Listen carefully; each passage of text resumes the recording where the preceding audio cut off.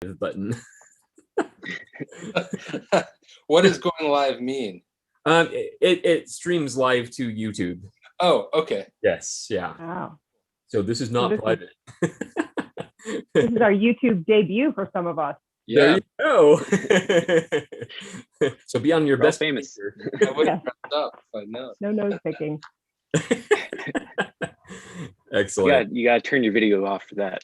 Yeah. It was a joke. I'm not picking my nose. Yeah, so this is another episode of Typewriter Club Live, and our typing prompt was our typewriter collector origin story. So yeah, since we do have a couple new faces, and I know you already introduced yourself off camera, but you know, I'll start with Darcy. Did you just want to do just a brief introduction of yourself?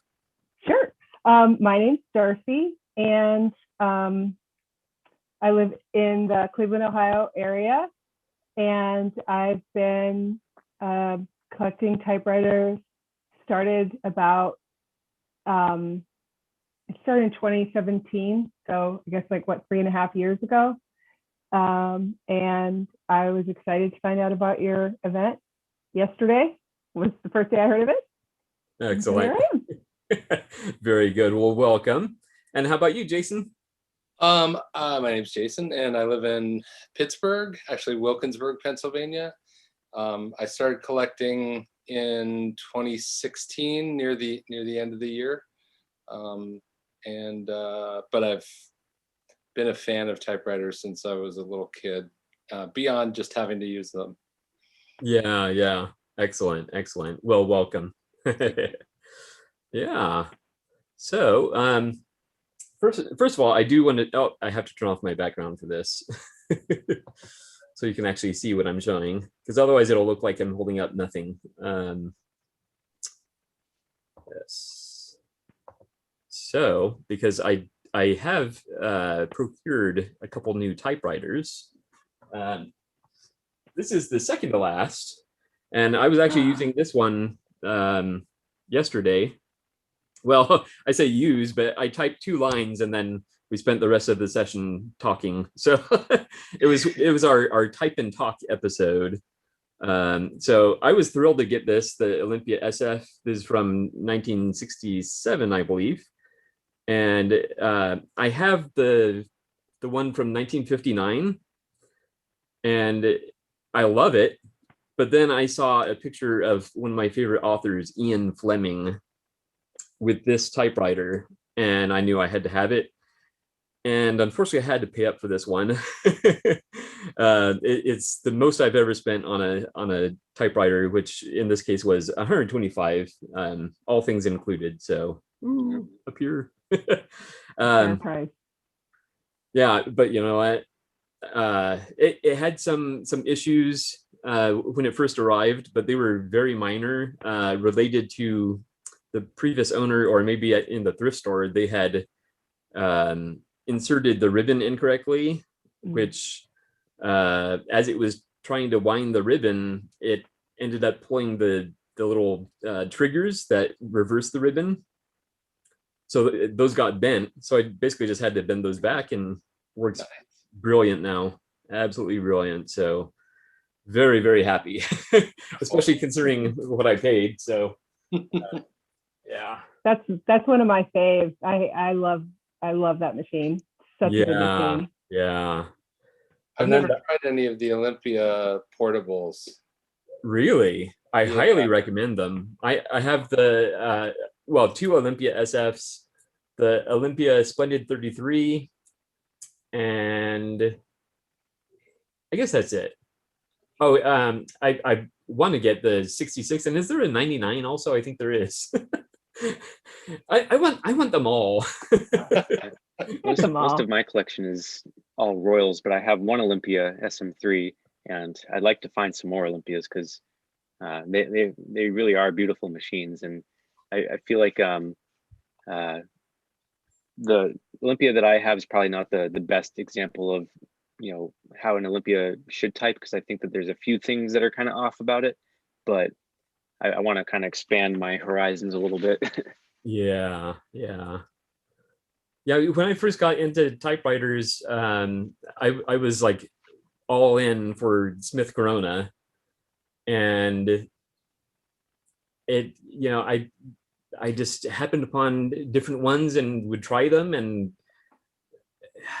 I was totally sold on the Olympias, especially. Well, I have a soft spot for Royal also, because that was kind of the next. Well, technically, the next brand I tried was Brother, little Brother Charger 11, and I'll get into that a little bit with my origin story. But so then I went to Royal and fell in love in particular with the Royal Futuras and the Royal Companion, which is kind of the no frills version of the Quiet Deluxe, I believe. So yeah. And then from there I tried Olympia and I was like, oh my goodness, this is amazing. So I highly recommend Olympias, in particular the portables. So Yeah. Yeah. I think mine, either the platen is too hard or the ring and cylinder is a little off, because it just seems that the imprint isn't consistent. I tried adjusting the upper and lowercase letters. Everything's lined up, but it just seems like I have to really slap the keys to get a consistent imprint. And I don't know, it's still a really nice typewriter, and I enjoy using it, but I feel like there's something not quite right about it, because all the people that I've heard talk about Olympias say that they're really they're the engineering and the tolerances are really high quality with those machines. So yeah, there's got to be something off with mine. Yeah, unfortunately that's the case sometimes. So we can't judge a whole. What's that? I said oftentimes that's the case with my machines. They Oh, just a little bit of work. yeah. I tried adjusting the ring and cylinder to move the platen like a little bit closer, because I thought maybe it was just like a little off, but it's as close as it will go, and it still doesn't seem to want to have a consistent imprint. So not really sure what the problem is. It's a new like ribbon. So with the Olympias, they would be worth actually getting a new platen for it. Do you know what I mean? Because it is such a beautiful machine that it's like worth spending that money to get a new platen. I mean, there's some machines that I bought where I'm like, I wouldn't even bother to replace the platen on this. It's just never going to be, and it's never going to be a nice machine. It's never going to be, great. But the Olympia, it's got that potential to get there, to be like, oh yeah, this is great. Is it difficult to take the platen out of an SM3? I don't know, because I am an extremely timid person around doing anything fixity with mine. Like the ones that I use are the ones that showed up working well in my world. And but it can't be that hard. I'm sure that there's a video online of how to do it, and get it out, ship it out.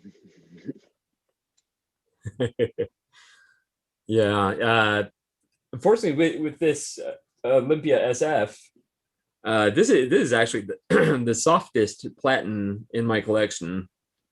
I could press on it with my thumbnail, and you can see the imprint of the thumbnail, and then it slowly disappears. So it's like, wow, that's pretty good. Almost all the others in my collection are pretty much rock hard. Yes, I mean, even just for that, it makes the price mission worth it. Yes. Where'd you find that one? Did you say you got it at a thrift store? Well, it was that was was it a Shop Goodwill purchase? I think I get most of my. Is that impolite to ask? I hope I didn't. No. most of my typewriters I get at Shop Goodwill, but I know I recently got one on eBay. No, that one is still on the way, actually. Yeah, that one's arriving tomorrow. Yeah, so this was Shop Goodwill then. Yeah, this was Shop Goodwill.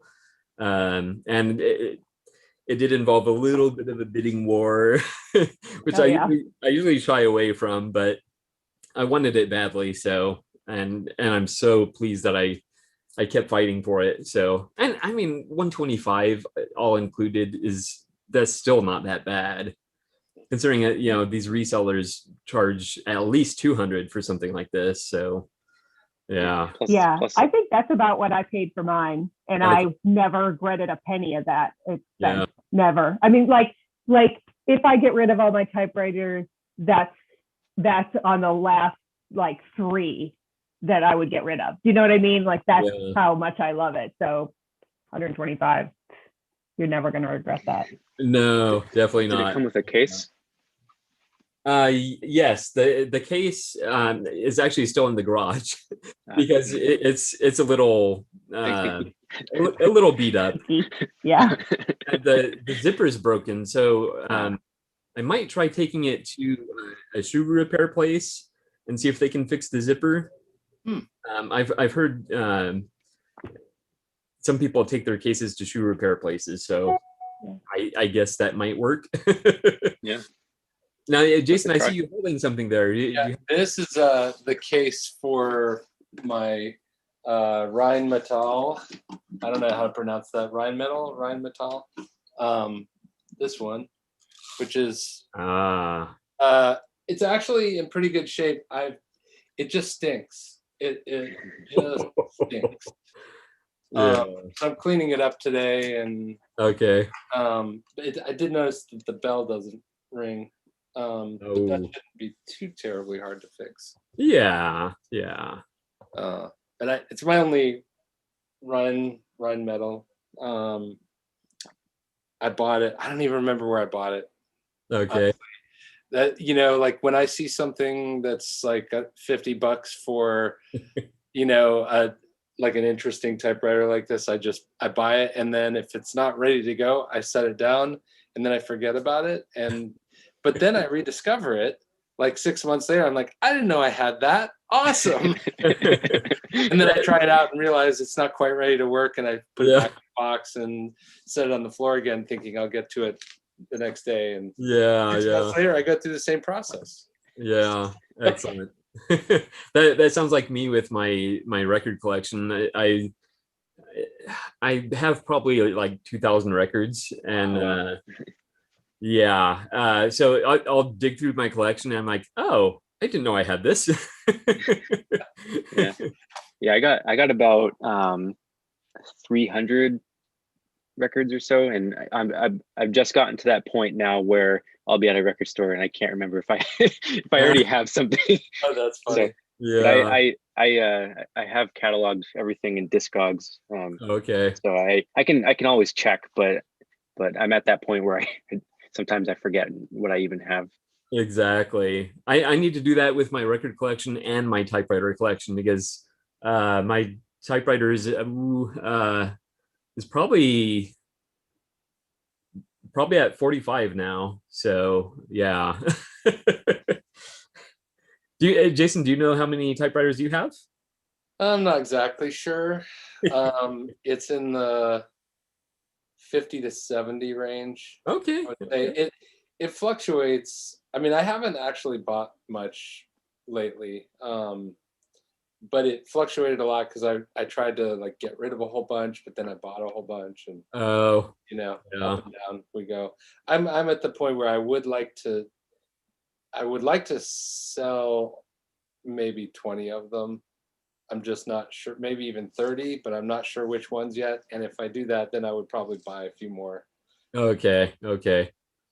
Yeah. But yeah, I bought a lot of typewriters that I thought, well, these are good machines for a good price, and I don't know when I'll come across them again. And I didn't have them. And so, but then I realized I don't really like them all that much. Okay. So yeah. See. And how about you, Darcy? Do you have a tally of your typewriters? Oh yeah, I have a spreadsheet, which is very elaborate and has many fields.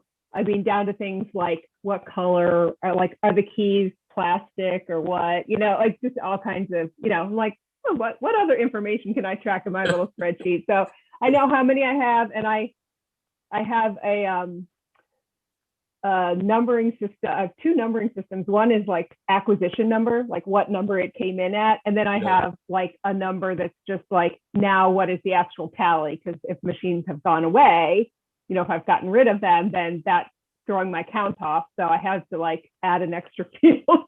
I'm very nerdy with my typewriter spreadsheet. So it's a lot. Yeah. A lot. I have more than I want. And when I got them, I thought, oh, well, the only way to try a typewriter where I live is you have to buy it. You can't, there's nowhere you could like go into a shop and try them out. Like if you want to try that typewriter, you have to get that typewriter.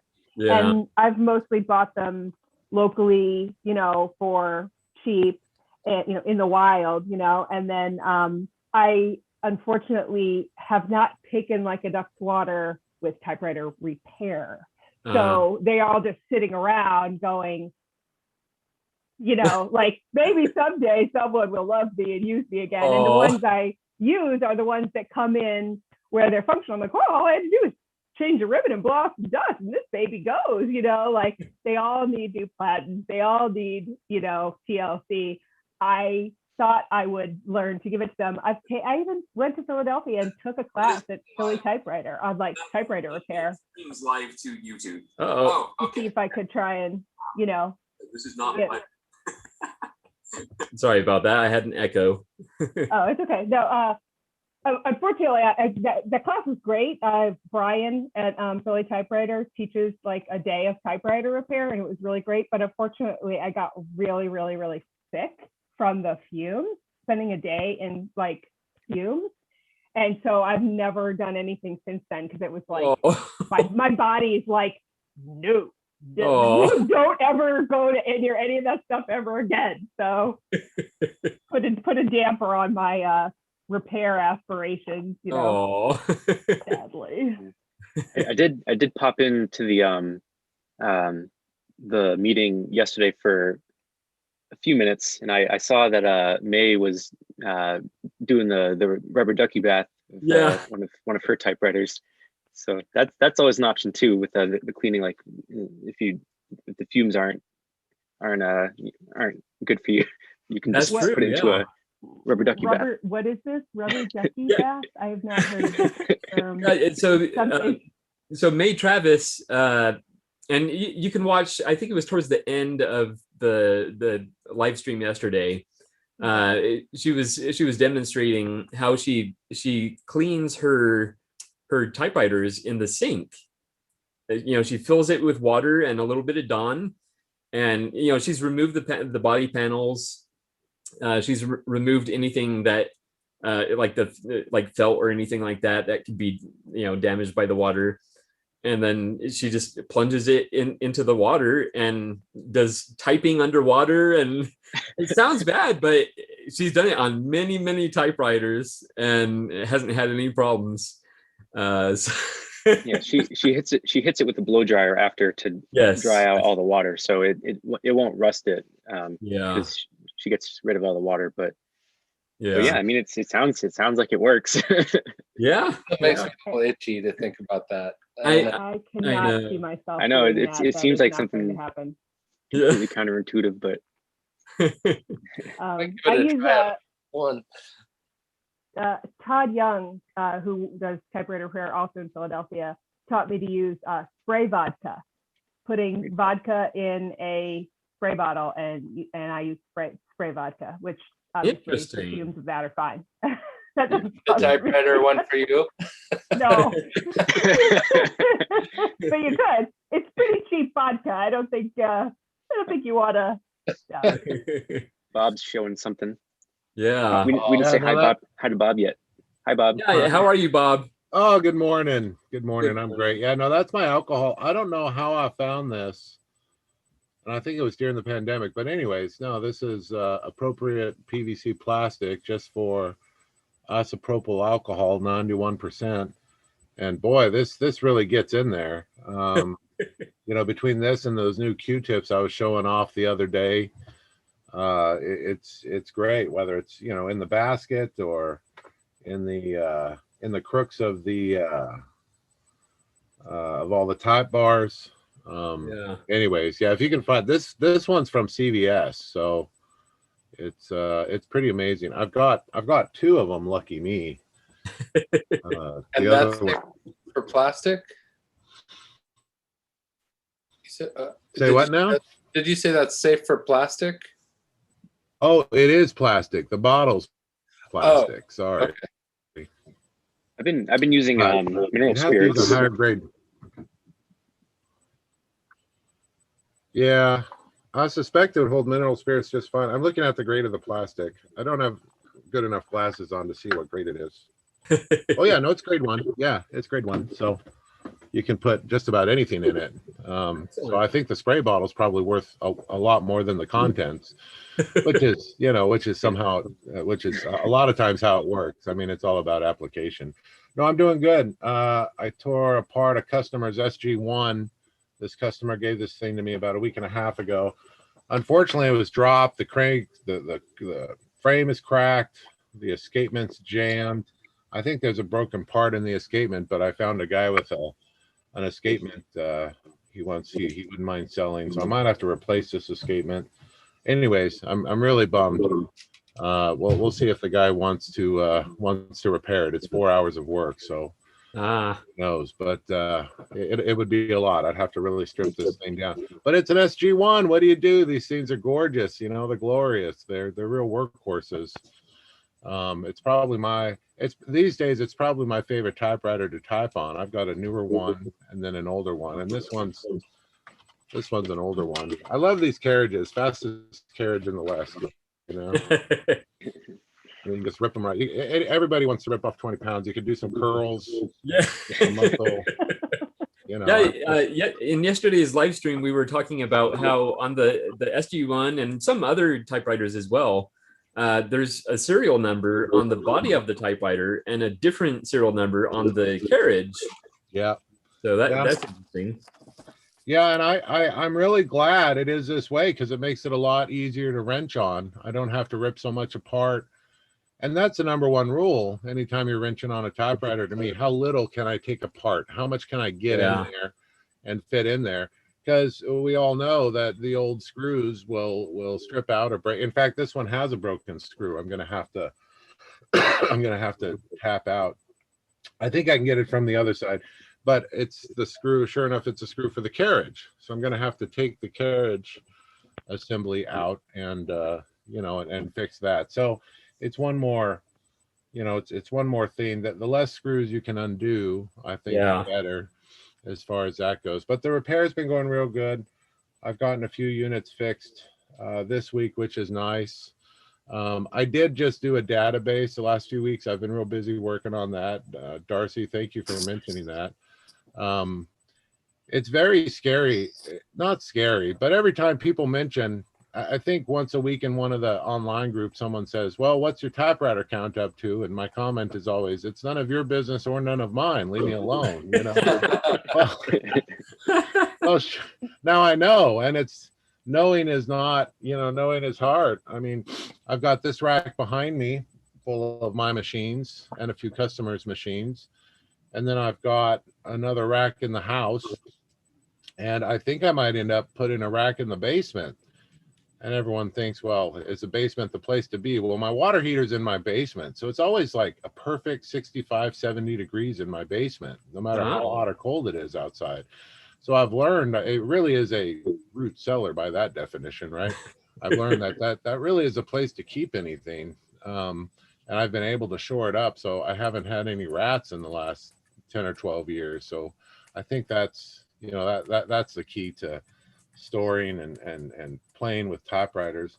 But the cataloging's been great. It's been great to open up every machine, see what's going on, blow it out real quick, open the bale, make a quick list of what needs to be done. And I think that's going to enable me to get through them quicker, clean them up, and repair them and get them out to a customer. Yeah. still working on streamlining that process because that's a lot of fun.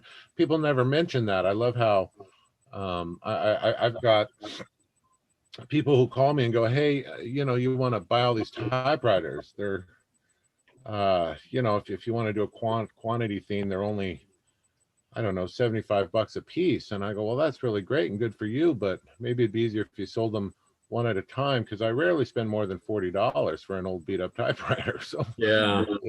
it's hard. And I think that it's a difference between Midwest or East Coast price and Southern California price, right? So you'll always pay quite a bit more here in Southern California. And we we know how it goes. Eric, I have to thank you greatly for your letter. I got it last week, and I actually fell asleep last night at my typewriter desk responding to it. And what it was Richard Polt and I have a good correspondence going. So I wrote out like maybe 3 pages worth of stuff for him, and I was like, I really got to write Eric back. Like his letter is so in depth and cool, and I just fell asleep. I felt, and I got my second COVID shot last Thursday, and I haven't had the best response to it.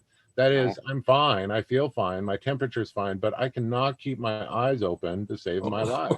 Yeah. I've literally been laying in bed 12 hours a day listening to audiobooks for the last two or 3 days after this second COVID shot, which is great. I really enjoy that I was able to get it as a frontline worker, if you will. I think that's, I'm in 1B, but I work downtown in the jail and whatnot. So it was, I was able to get on the 1B list, and the county's taking care of me in that regard. But boy, the first one made me a little tired. I had to go home half a day early, I think 2 days after the fact. But so if you get the COVID shot, and I hope you do, just know a day or 2 later, you might feel really tired and think, oh no, this is terrible. This is making me sick.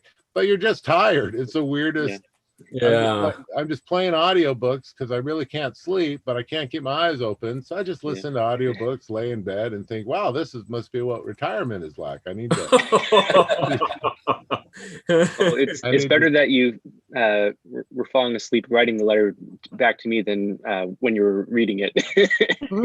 Yeah.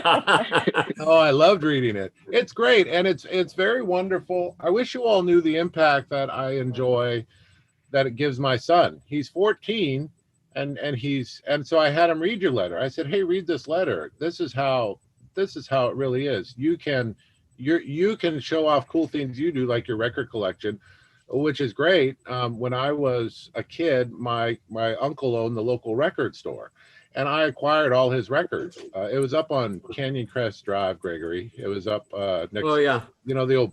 Well, it's the old Bowl and Mouth. It was behind the old Bowl and Mouth, which is now the Hideaway up at UCR. Yeah. Yeah. It was called Gordy's Hall of Records, and my uncle Gordy, his name was Gordy Hall. He had Gordy Hall of Records. So when I was a kid, I acquired like 400 or 500 records. I mean, just beyond imagination. And of course, tapes were the cool thing at the time, back in the early 90s. So I had some of those, and I would bootleg them. I've got days of bootleg tapes with that great hiss, from my Uncle Gordy's record shop. And then time goes by, and my teenage daughter stole 100 of them, and now my son has 200 of them. So my collection's going down, and I don't have them cataloged. I just have them in egg crates, and they're great records. I don't know if I've sold it. Maybe I need to. A lot of it. I've got every Allman Brothers record, anywho, it's good stuff. The stuff I grew up with. So it was great to read your experience and show my son, this is how we write about what we're up to. And then we ask each other, hey, what are you up to? Because this is what I'm up to. And it's a great experience for him to understand this is how you write a letter to and from people. When we were kids, they encouraged us to have pen pals. And the answer is it's very healthy. It's extremely healthy in our communication. So yes, definitely. Yeah. No, thanks for doing that. Yeah, Richard Polt was saying he's got family in Redlands, and so he might be out to Riverside soon enough. And I said, heck yeah, it'd be great to have him do a chat. I could get Mind and Mill for an afternoon or an evening, Gregory, and we could have him go in there and get in Landia and a few other writing groups to enjoy a good chat by him. So I Yeah, offered that definitely. to him. I Yep. said I'd even bring my friend Gregory probably, so it should be pretty good.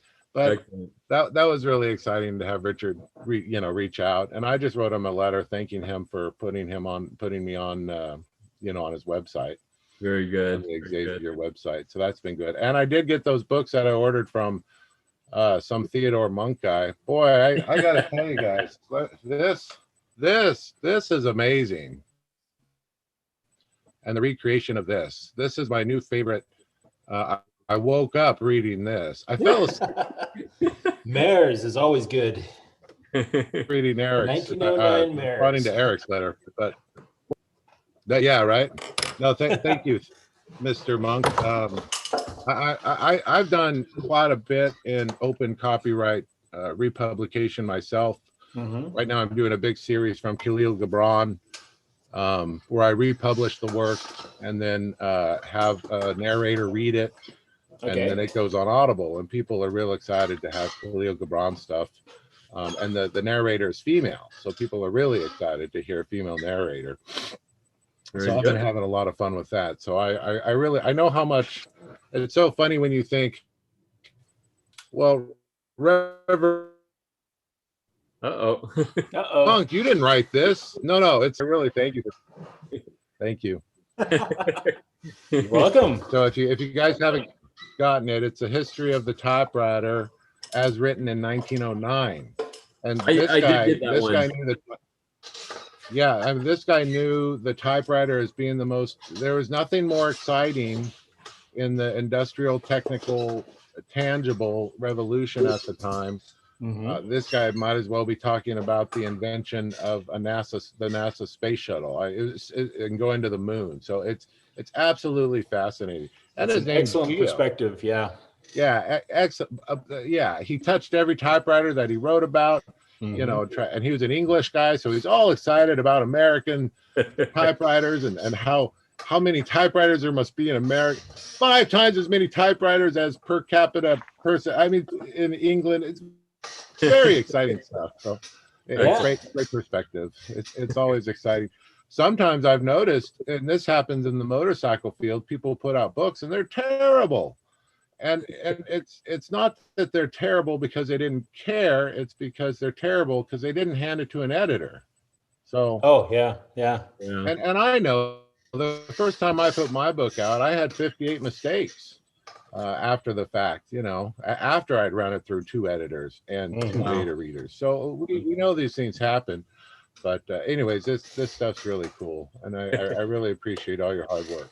I will tell you, problem. Mr. Monk, I'm looking forward to having a good conversation with you sometime soon, to seeing when you're going to go into production of your rubber. So I love that you taught me how to do it, but I'd be real excited to buy it from you. Mr. Dade operation ends up drying up. So these are things for the future. Did you have a public announcement to said regard, Mr. Monk? I do not. These are all still very short run.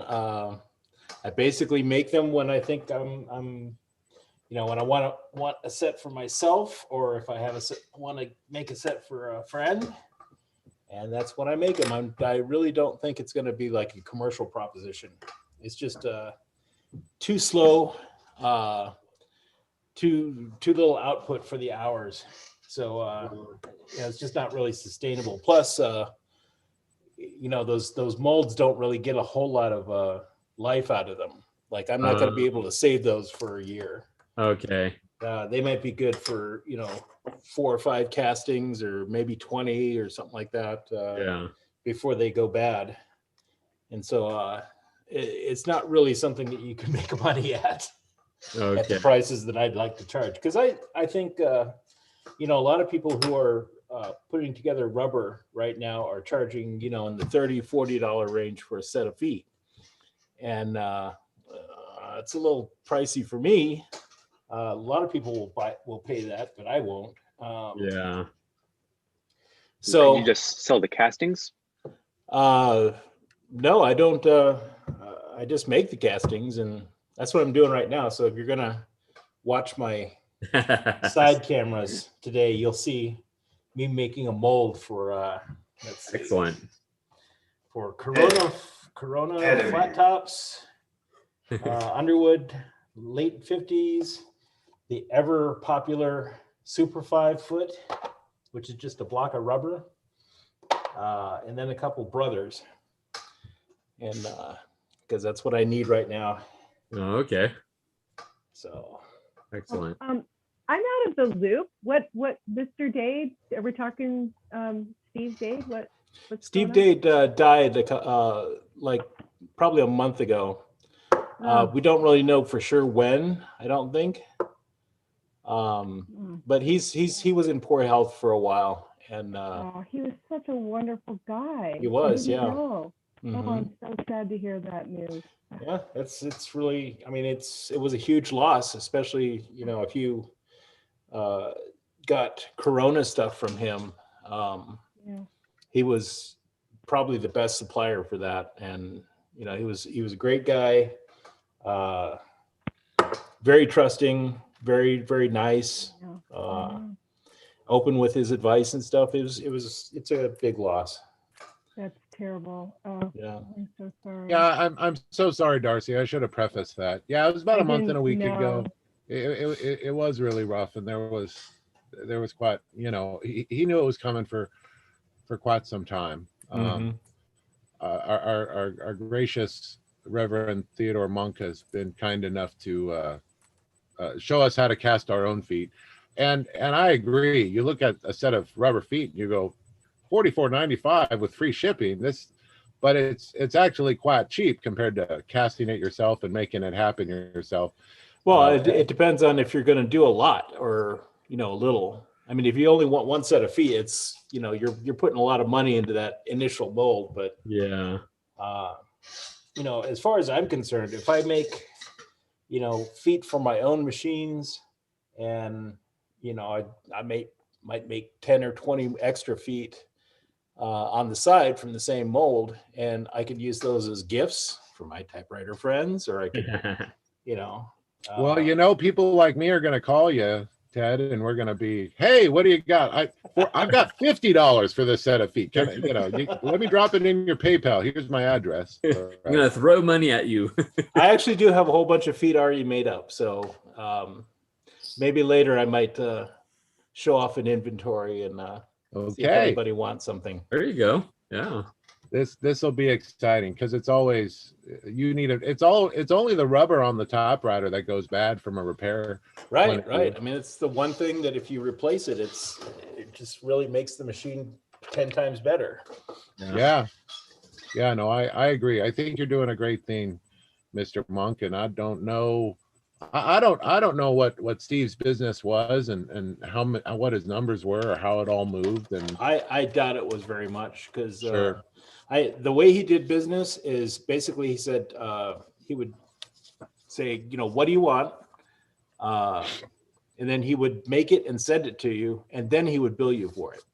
Right. It's like, send me a check whenever you get around to it, was his deal. And I can't imagine that he made much money doing that, but a lot of times it's not about the money. Sometimes it's about just keeping things going and hanging out with friends and stuff. Yep. I have no idea whether he was if he actually needed the money. I mean, he might have been. His wife ran a booth or a stall or something at a flea market-y kind of place. That's how from my conversations with him, that he had gotten into it by she came to him and was like, make it work, make it pretty, and he would fix stuff, typewriters for her booth. And I think that's how he got into it. So I think that was sort of like, it was like a side thing to kind of augment, it kind of grew out of, from my understanding, from my very few but wonderful conversations with him, which is why I'm like, really sad now. Yeah, I don't know. I don't know how much equipment he had. He was able to replace rubber on certain sizes of platens. It was a limited range, but he was able to do it, which requires at least a pressure pressure machine to pop that rubber back on the cylinder. And you have to have a lathe to grind cylinders down to the right dimensions. So, I mean, he had equipment. Yeah. I don't know if someone knows him better than I do. Well, I didn't really know him that well, but that's something that someone should probably try to find out about. Yeah, I know that he had a certain supplier in LA where he'd get the rubber from. He wasn't, okay. Yeah, he wasn't rolling it. He had a certain supplier, and I got a buddy of mine out in LA, and damn him for not figuring out who the supplier was. But yeah, someone needs to figure that out. He was able to get like I think he charged something like $40 to do a Corona platen. So, on feet, he was getting feet pretty cheaply. So, well, I think there's call and need for anything that is typewriter accessory, consumable. I'm going to say consumable, platens, feet, etc. Earlier this week, for some reason, all of a sudden, I sold a bunch of Speedy spoolers, and I thought I've only been selling like one every other day, which is great. And I've still got, I got to restock. I've only got enough for about 20 left. Then I realized that Joe put a cool video out where he reviewed the product and said, well, this is really neat. I see Joe's hands and typewriter there. That's one heck of a typewriter. So you just get, I understand that people are hungry, for lack of a better term. The typewriters are great. It's going to be all the extra consumables and things built for the typewriter. I don't know, but we shall see. Personally, I'm right now, I'm super into rubber because I'm into making my own machines better rather than acquiring new machines. And so that is, other than getting the platen redone, getting the feet rebuilt is going to make that machine feel, way better than it was before. And so that's kind of where my mind is right now. Making my own machines better. Yeah, sounds like a good idea. John, how are you? Good. How are you guys? I'm doing great. Just unmuted because I'm on speaker here, so I don't know if you guys are hearing any echoes or not. So. No, it's not bad. Nope. Not bad. Okay, I'll leave it on for now. If any problems, just let me know. Okay. Well, thank you for being here. And Joe. Hello. Hello, Joe. Hi there. Can you guys hear me? Yes. Okay, yes. Good. I'm using my iPhone here on my video table, so it's kind of a different setup for me. Okay. And it's the video quality is really not that good. And when I pull the drapes behind me to make it dark, it overexposes my face. So the camera, I have an old iPhone 6. The camera is not really all that good for this purpose. Anyways, so I'm typing here with my Triumph Norm 6. I've had this typewriter for a few years, and it's a German-Hungarian keyboard, which if I unplug my power adapter, maybe I can actually show you the keyboard here, but it has Hungarian words on the keys and all the accent marks and all that. Okay. And it had, so it's sort of a burgundy colored ribbon cover, and it's actually made of Bakelite. It's very fragile. And down here, you probably can't see, but down here on the front panel, on the left and right corners, there's 2 screws that help secure the panel in place.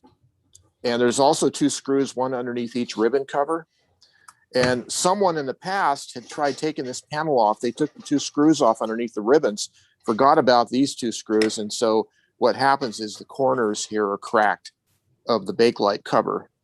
And that's just kind of most of these, that's what happens with it. But anyways, the problem with this typewriter was that the supply spool, whichever side of the ribbon is currently the supply side, would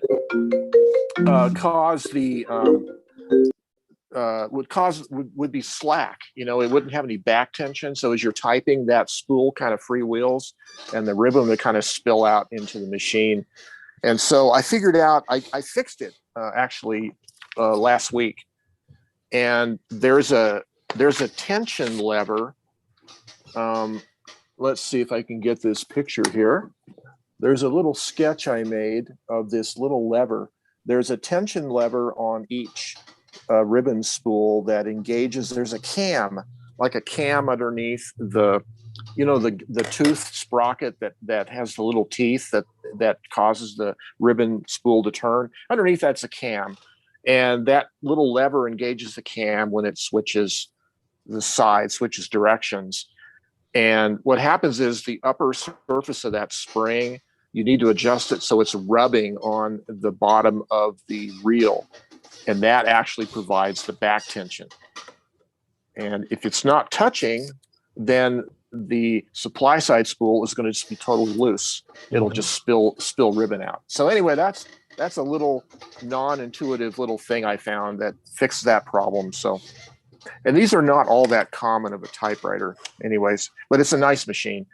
It does take some getting used to typing because it doesn't have an apostrophe. Instead, it has an accent mark that's a dead key. So when you want to make an apostrophe, you hit the dead key and then a space. Oh. Right. So it's a 2-key operation, which is kind of fun. But and then the Y and the Z are reversed because it's a German keyboard. So, but I find that's not too much of a hindrance. I think I can type pretty good on the German keyboard just because the Y and the Z are not that common of a character, or we should say Z, not Z. Sorry, I know. Curry. For our Canadian friends up north, it's Z. Yeah. Anyways, but yeah, it's not too bad to get used to, actually. Very good. Very good. Yeah. And Sean, how are you? Good, thanks. Yeah, I'm just trying to get some serial worked out. I got a new typewriter.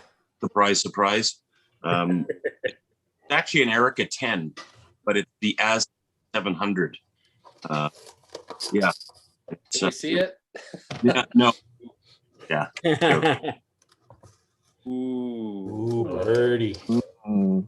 Wow. So it's got that tuxedo-y look with that red logo, and I just think that's awesome. Oh yeah. It's a little dirty, needs a polish. It's got the Imperial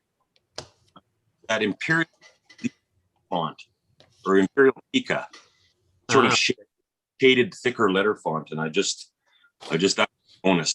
It's quite nice. Wow. And I don't know, for those of you who have used an Erica 10, this is one of the smoothest. It's got a tab set and a tab clear that you can't even tell it's setting or clearing. For an Eastern, I sort of grew up thinking everything from Germany or Eastern Bloc was utter total hoo-ha. But it's amazing. Wow. Yeah. So I definitely. Aztec 800? No, this is the 700. Have you ever used an 800? This is the first time I've ever had an Erica of anything. Oh, okay. Okay. Yeah. So another German hole filled in the collection. Well, be careful with those. Every time I'm in the city of Austin, Texas, some guy named David Torres hits me over the head with an Erica. So those things really hurt. Be careful. I think they're really good for that too, Bob. They've got a really bulky back. Right. They're good stuff. Good for you, Sean. That's good to hear, man. Congratulations on the Erica. Thanks. Yeah. Other than that, I posted to Instagram, but my green Underwood Champion, a rare typewriter for me at least that I've been looking for a while. I sort of did, but the green ones do. Now, if I could just find one blue, which I've never seen online or otherwise, that's they're shiny. Right. Yeah, they're. You know what? I'm not a big Underwoods post-war. So if you have a 1950s Underwood, if it's good for you, but usually they suck. But I tell you, the pre-war Underwoods, unlike Remington, the rubber's good, the body's good, the fit's good, like typewriter, pre-war. So everybody had their little fake good typewriters, and see the ups and the downs the more you. But yeah, other than that, pretty much. Okay. Well, that's an excellent find, that's for sure. Yeah. Now, Ted, you've already spoken, but how are you? I am fine. How are Good. you? Very good, very good. And we love to see you at work, so keep that up. Okay, I Working. will. Good. Oh, Work I it. was Work it, just work it, gonna work talk to it. Curry, but he stepped away, it looks like. So what's the topic for today? Today's typing prompt is our typewriter collector origin story. So I already told everybody mine, so so you have a free pass. yeah. I'll Um, listen to everybody else's now. yeah. Earlier I did show this is my second to last most recent typewriter pickup, which was Saw the that yesterday. Olympia SF. Mm-hmm. I typed all of 2 lines yesterday, so Oh wow, that's productive. we did a lot of talking, so We but yeah, did. that was an excellent find there. And then just yesterday, after our live stream, I got this one. Oh, Oh my, another Ooh, Hallberg. Yeah, Royal Signet Uh-huh. from 61, I think it was. Okay. Huh. Yeah. It works well. But so far the typing experience is not the best. I love the look of it because it looks like a Futura that has been sat upon. Mm-hmm. The squished Futura Royalite. Aptura. But it's a little tinny sounding, I guess, when you as you type. And I don't know if that's something I could get in there and fix. More soundproofing. Soundproofing, yeah. So, but you know what? It works, and I actually successfully typed my typing prompt using it. So, which ended up being it wasn't as long as Curry's, but Curry sent me his because he said it's too long to read his. But yeah, mine is a little over a page here. And it did well. I do find with the carriage shift, I guess I have bad form. So sometimes the capital letters end up a little lower than they should be, because I guess because I'm releasing the shift at the wrong time or something. Yeah. So my timing's a little off, but you know, when you get in the zone and you're just typing, you know, you got to accept these things with typewriters, right?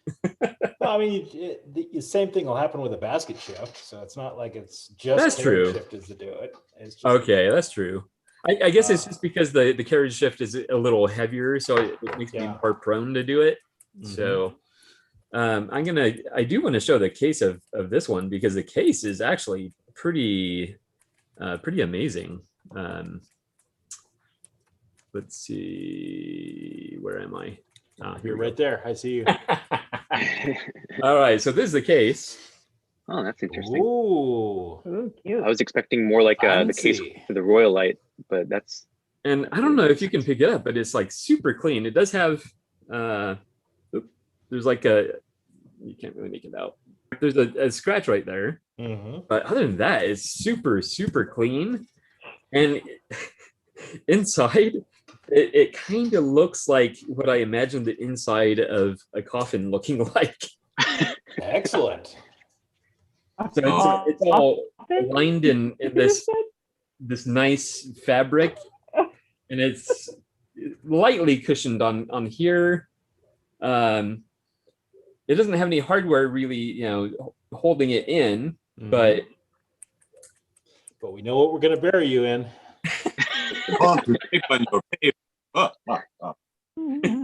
Have you considered, Gregory, the upgrade to the more plush typewriter coffin? I'm considering it. Yeah. Brass and oak is where it's at these days, Gregory. Come on. Yeah. So, so for the case alone, I'm pretty thrilled. I wish I could say the same for the case for the Olympia SF back there. That one, I mean, it's a soft case, and I think I just need to get the zipper fixed. But yeah, black leather one with the zipper for that one.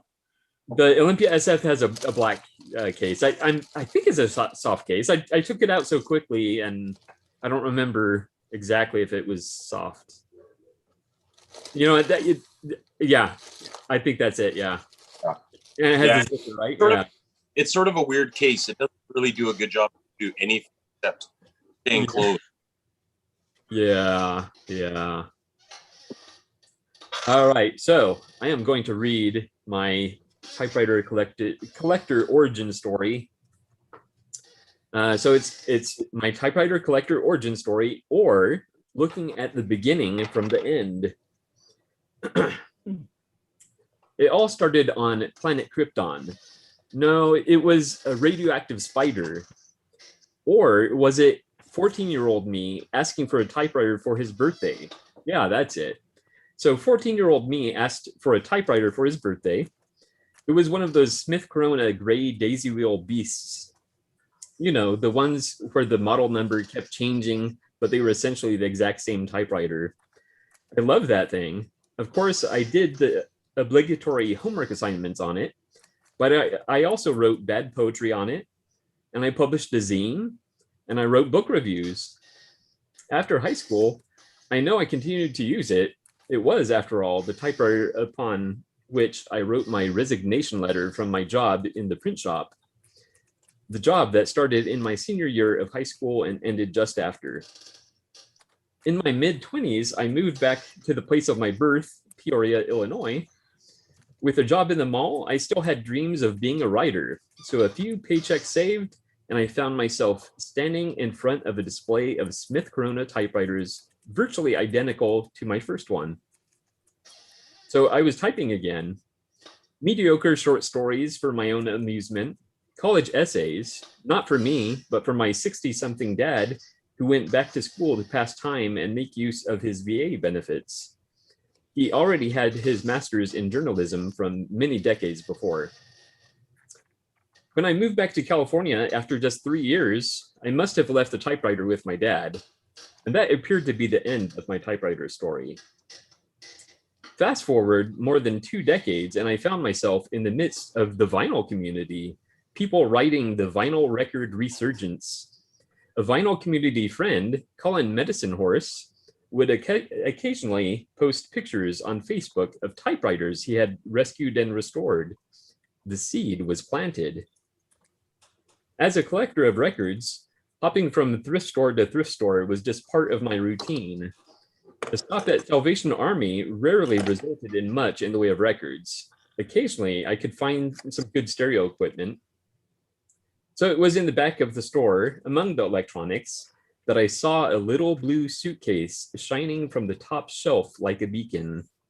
After no hesitation whatsoever, I pulled it down, popped the lid, and was thrilled to find a Brother Charger 11. A jumble of ribbon was in the type basket, and my heart started to sink. It must not work, I thought. Nevertheless, I rethreaded the ribbon to the best of my limited knowledge. With a few hesitant presses of keys, my eyes lit up as I saw letters pressed to page. With no price tag, I examined the typewriter for any sign of a price. Scrawled on the bottom in Sharpie was 20. The day's 60% off sale meant the little brother was coming home with me for just $8. Though it was love at first type, I knew the typing experience wasn't great by anyone's standards. Good, but not great. But good enough to send me on my never-ending quest for the Holy Grail, the ultimate typing experience. So I search, I buy, I type, and onward, with the search for something better, always better.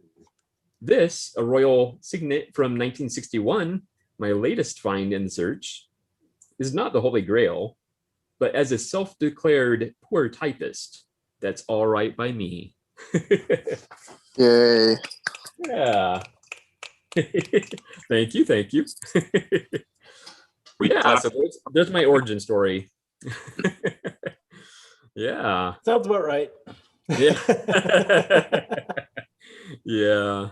Yeah. I do still have kind of a soft spot for the Smith Coronas, the gray beasts. And I have one in my collection, and we were talking yesterday about how I'm trying to collect all the daisy wheels for it. So That reminds me, are you a typewriter hunter?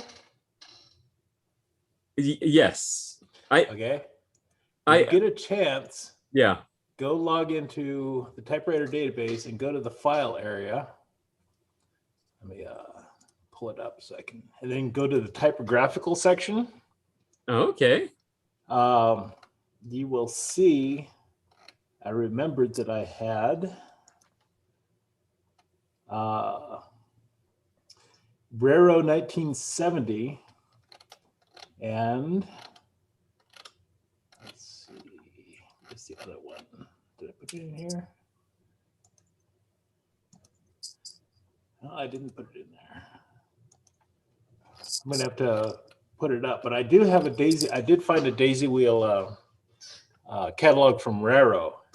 Oh. So, and they made type wheels for all different companies, and so that might be something you would be interested in. Excellent. Yeah. And so I will put that up there. Keep an eye out for it. Okay. I'll put it up there. See if I can remember to do it today. Okay.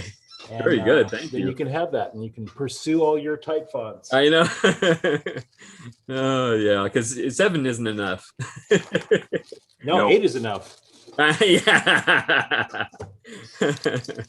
Yeah. Very good. So Curry, I see you have your wheelwriter again. Yes, I still have the big beast. It didn't move in the night for some reason. I think it's permanently anchored to the table now or something. Yeah. Yes, but I did notice that I left it on last night, and I guess I was reading somewhere that they kind of built it, like all the electronics and guts in it, based on expecting that people like in an office would just leave it on. Yeah. Yeah. And that it could be subject to power surges and stuff like that. So I had left it on. So then when I came down this morning, on the little LCD display, there were a few random characters, were obviously cats and but yeah. So, but there was nothing there. They didn't write me a story or anything. Oh, okay. And I did receive your origin story, and my goodness. Yes, thank you. Yes, it was. So what I had done for my story is I had typed it out on my wheelwriter, and so it became 3 full pages, and then I photographed these, and then learned last night that if you take a photo like this, you can do the optical character recognition by, if you import the image file into Google Docs, it will, first it just looked like it just imported the picture, but then when I scrolled down below the picture, it had actually put all the text. Yeah. So I did that and was able to actually take all of this and translate it into Google Docs. And because there's a few things in here I wanted to put some pictures with, to add to the story. So that's the PDF, the 8-page PDF that I sent. Yeah. But yeah, I thought it's gonna be, we'll be here all day if I'm reading this thing. But if you want to give us the highlights, that would be fine. You guys have Coles notes in the United States? You guys know what Coles notes are? Yes. Yes. Well, Sean, you're Calgary. I just wasn't sure whether you guys ever had Coles, and then like they would do these little, for some people that didn't know, like if you had to read a book for class or something, there was the Coles notes version. So you could actually go to Coles, the bookstore, and they would have all these little kind of like summary of the book. So if you didn't want to have to spend the whole time reading the whole thing, you could go get the Coles notes book. And US give like the Coles notes version of my 8-page writing here. So my typewriter collector origin story. So my father emigrated to Canada from the UK in 1967. He was 23 years old and had been working in a technical college in Leeds, Yorkshire. His boss was offered a job at the University of Waterloo in Ontario. And when his boss arrived in Canada, he contacted my dad and asked him if he wanted to join him, and he did. When Dad moved, he brought a Hermes rocket with him. His father, my grandfather, thought he was crazy to buy and bring it in the first place and said he thought it was a bit flimsy. However, when I was young in the 1970s, I can remember my dad using it often. Soon after arriving, my dad had become the president of what's called the KW Gem and Mineral Club. So my father's kind of got a geology background, earth sciences kind of stuff. So he was part of this Gem and Mineral Club. And so he would type up the club newsletter that was called the Rock Blast on it. And so at one point he acquired a Gestetner spirit duplicator, which he used to produce copies of the newsletter for members. And my dad actually mentioned that for actually producing the copies, he would type out some of the articles, but then he'd get somebody else in the club to actually type the stencil so that he wouldn't screw it up. Oh, Get it all right. So somebody else did the stencil up, and then I remember him having this thing, and he'd crank off. You know, you put the liquid in and turn it upside down, and you crank off all the copies, and it had kind of that smell to it. Then he was also into what's called micro mounting, which involves you taking little tiny pieces of rocks and minerals and then gluing them onto little tiny bits of cork, and then those go into little black tiny plastic boxes and for sort of keeping them and for storage and for viewing them under a microscope. So then you kind of had this mineral on the black background.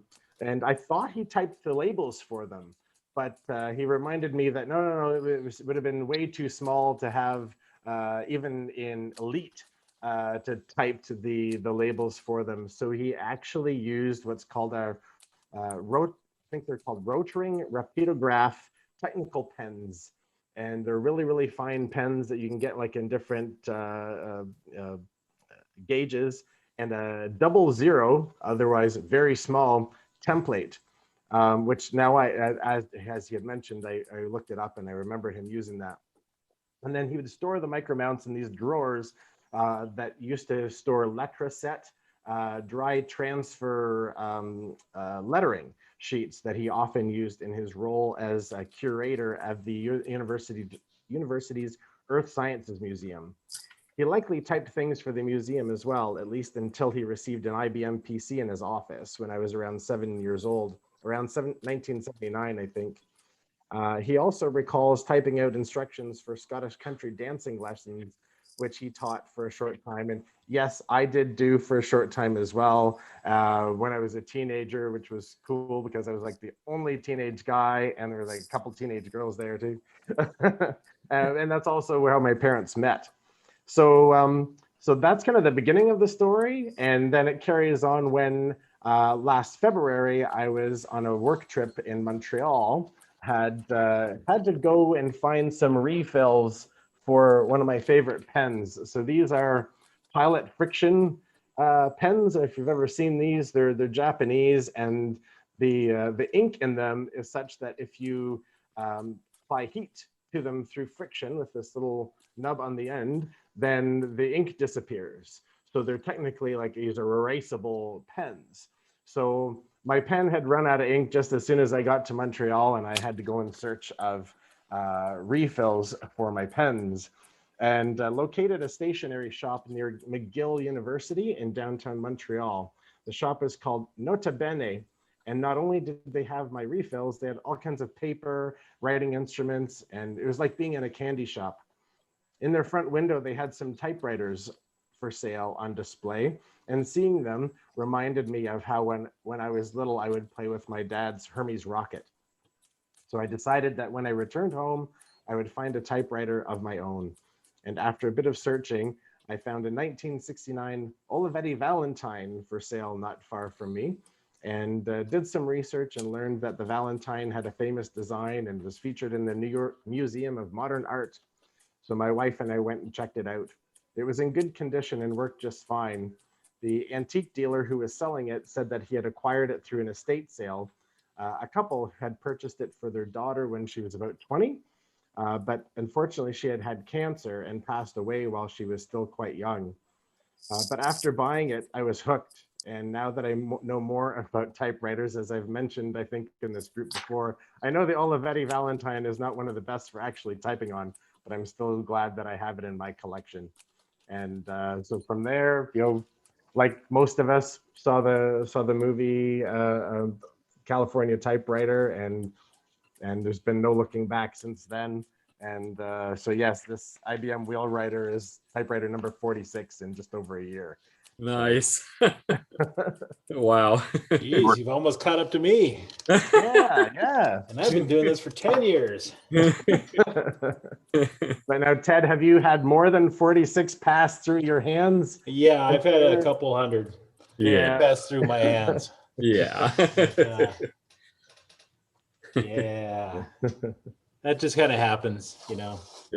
So great. I think the thing that everyone kind of says when they first start out is like, I got my first typewriter, but then I started looking for the best typewriter.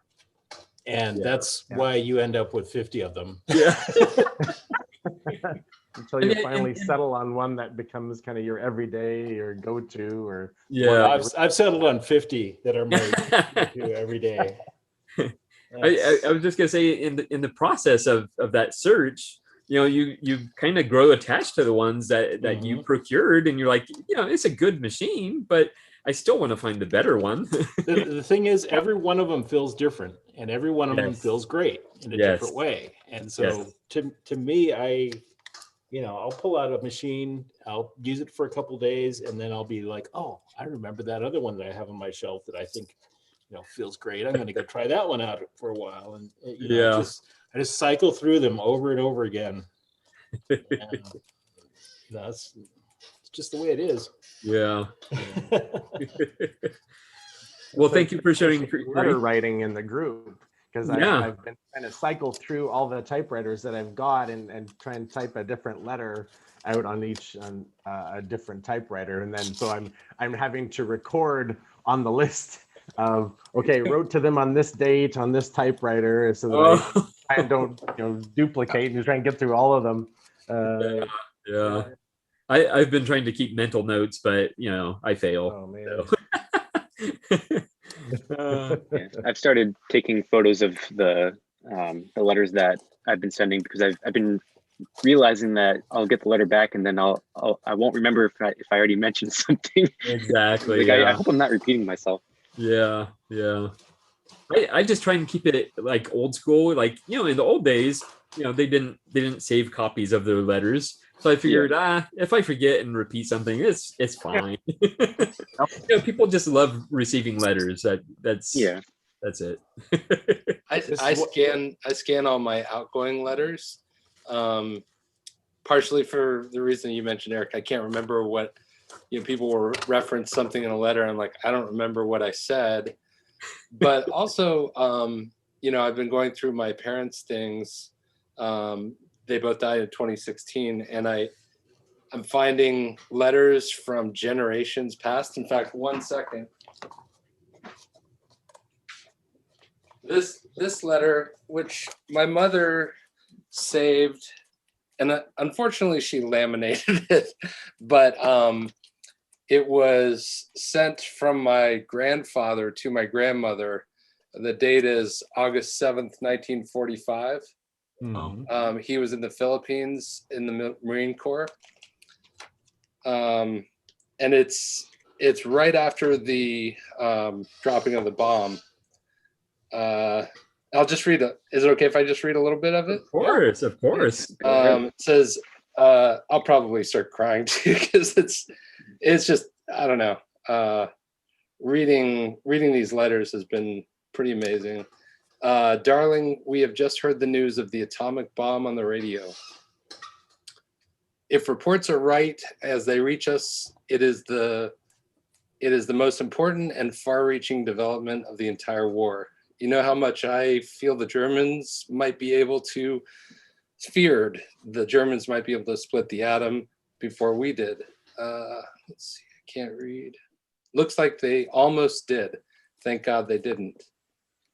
The lethal properties of the new bomb must stagger the imagination. It should forecast, this is interesting, it should forecast the much earlier end of the war than otherwise could be affected. In trying to predict the end of the war, I've never felt one could consider action of the Japanese in folding if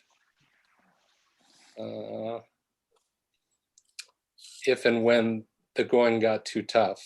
In other words, I've always figured on how long it would take to completely overpower Japan by military force. Using the same criteria, it would seem to me that as soon as production of these bombs can reach any quantity in the Pacific, the war would soon be ended. What a terrific responsibility the US and Britain bear. If this handwriting, I wish he'd typed it. I know, huh? If the powers be, if this power is released to other nations, there can be no other war. Well, Wow. it would result in complete destruction of civilization. On the other hand, the potential for energy and power devoted to fearful, I can't read this. That too staggers the imagination. My hope is that this is not a too premature announcement. It might be,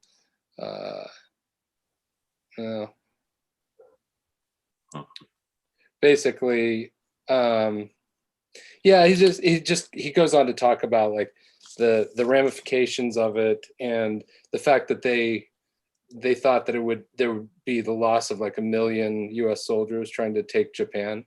And he was happy about it because he probably would have been going, although he was in intelligence, so he might not have been in too much danger, but he knew a lot of people who would be. And so he was happy that it was probably going to end the war, but at the same time he knew what it meant, or had an idea of what it meant. And it's, I mean, how can you not just get like chills when you read this stuff written by your relatives? And I wonder, will anyone read our electronic correspondence? No, nobody saves.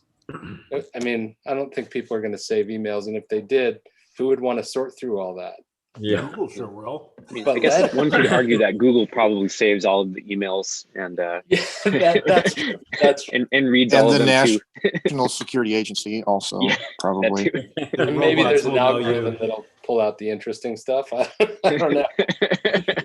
But Yeah, I Jason, I'm just so glad you shared that. I have a similar letter from my grandfather to my grandmother in 45. He was in the Philippines for 1.5 years. He was a captain in the U.S. Army, Captain Robert A. Marshall. Anyways, similar letter. It's very tearjerker. I can imagine. I thank you for reading that. It really brought back home for me. So yeah, that's where different my time grandfather there. was. He was in the Philippines as well. Right, So, taking back Manila. yeah, I don't know. We never really got a lot of detail from him about what he did during the war. He just didn't. I don't think he was super traumatized by it. He just didn't like to talk about it. In New Mexico here, the New Mexico National Guard was taken prisoner in the Bataan Death March in the Philippines. And so there's a lot of people that after the war, they told horrific stories about what happened. And anyways. Yep. No, it really was. It really affected my grandfather. He didn't live too many years after because of it. It was quite a bit. But regardless, lucky us to not be in those times anymore, and lucky us to have our grandfathers who fought as such. So yeah, that was really cool to hear. Thank you, Jason. Yeah, thank you. And I could be wrong, and you might want to double check this, but I think as far as the lamination, I think that can fairly easily be removed. I don't know if Ted knows about that, but he just put on his headphones. I think it could, by looking at it, I could probably pull it off. I'm pretty sure it is archival plastic at least. Okay. But Ted, I don't know if you know about the lamination. Would it be easy to remove the lamination from that letter, or? Oh, you're muted. Depends on if it has a glue face or not. If it's Okay. some of it has glue on the inside that's heat activated, and that keeps it together. And if you try to rip that apart, it'll just rip the paper to shreds. Ooh. The only way to find out is to basically cut right along the line of the paper and see if the plastic comes off. If it doesn't, then you're stuck. Yeah. So maybe just do like a little test cut or something. Yeah. Well, yeah. Depends on how badly you want it out of the plastic. Because I know, yeah. once you've cut it again, then you've lost your seal around the paper, so it's not protecting it anymore. That's true. Yeah. So, but yeah, thank you for sharing that, Jason. Yeah, sure. Yeah. So does anyone else have a typewriter origin story? Typewriter collector origin story? I've got one I can share really quick. It's, I think, similar to everybody else. You end up writing 12 pages and for your spirit and your soul, but really we only need to give highlights for a little bit. So mine's called The Big Blue, a typing story, how I came to lose myself and then rediscover the goal to save my soul.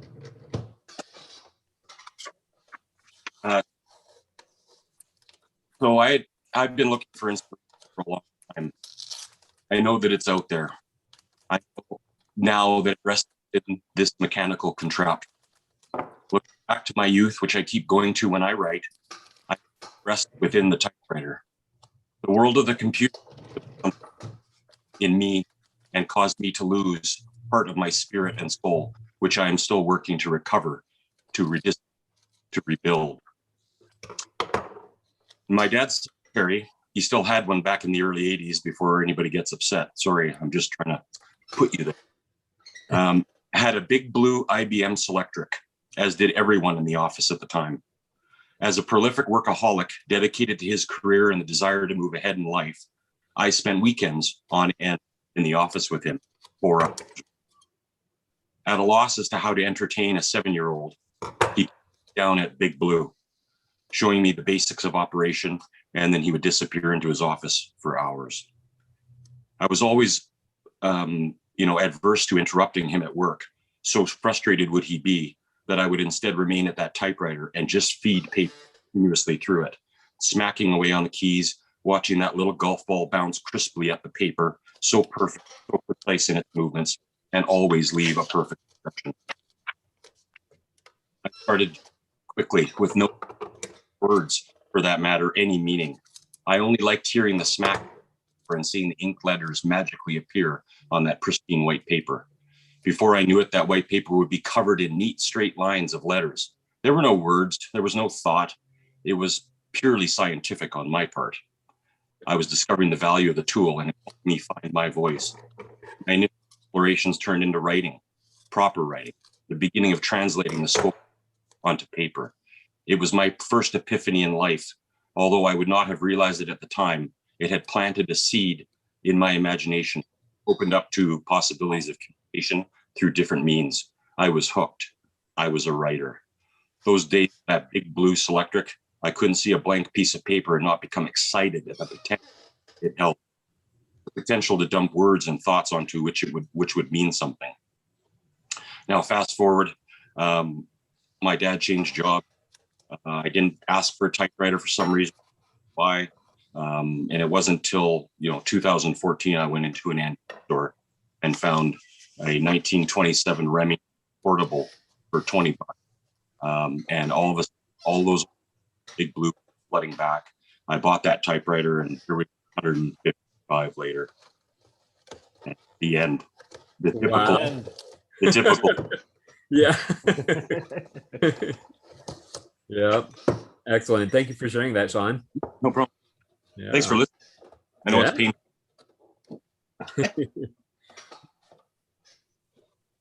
I don't know if it's just for me, but I think your audio is kind of coming in and out, Sean. Like I was still able to make out your whole piece. Well, that's just his Canadian accent, Eric. It's okay. It's just Canadian accent.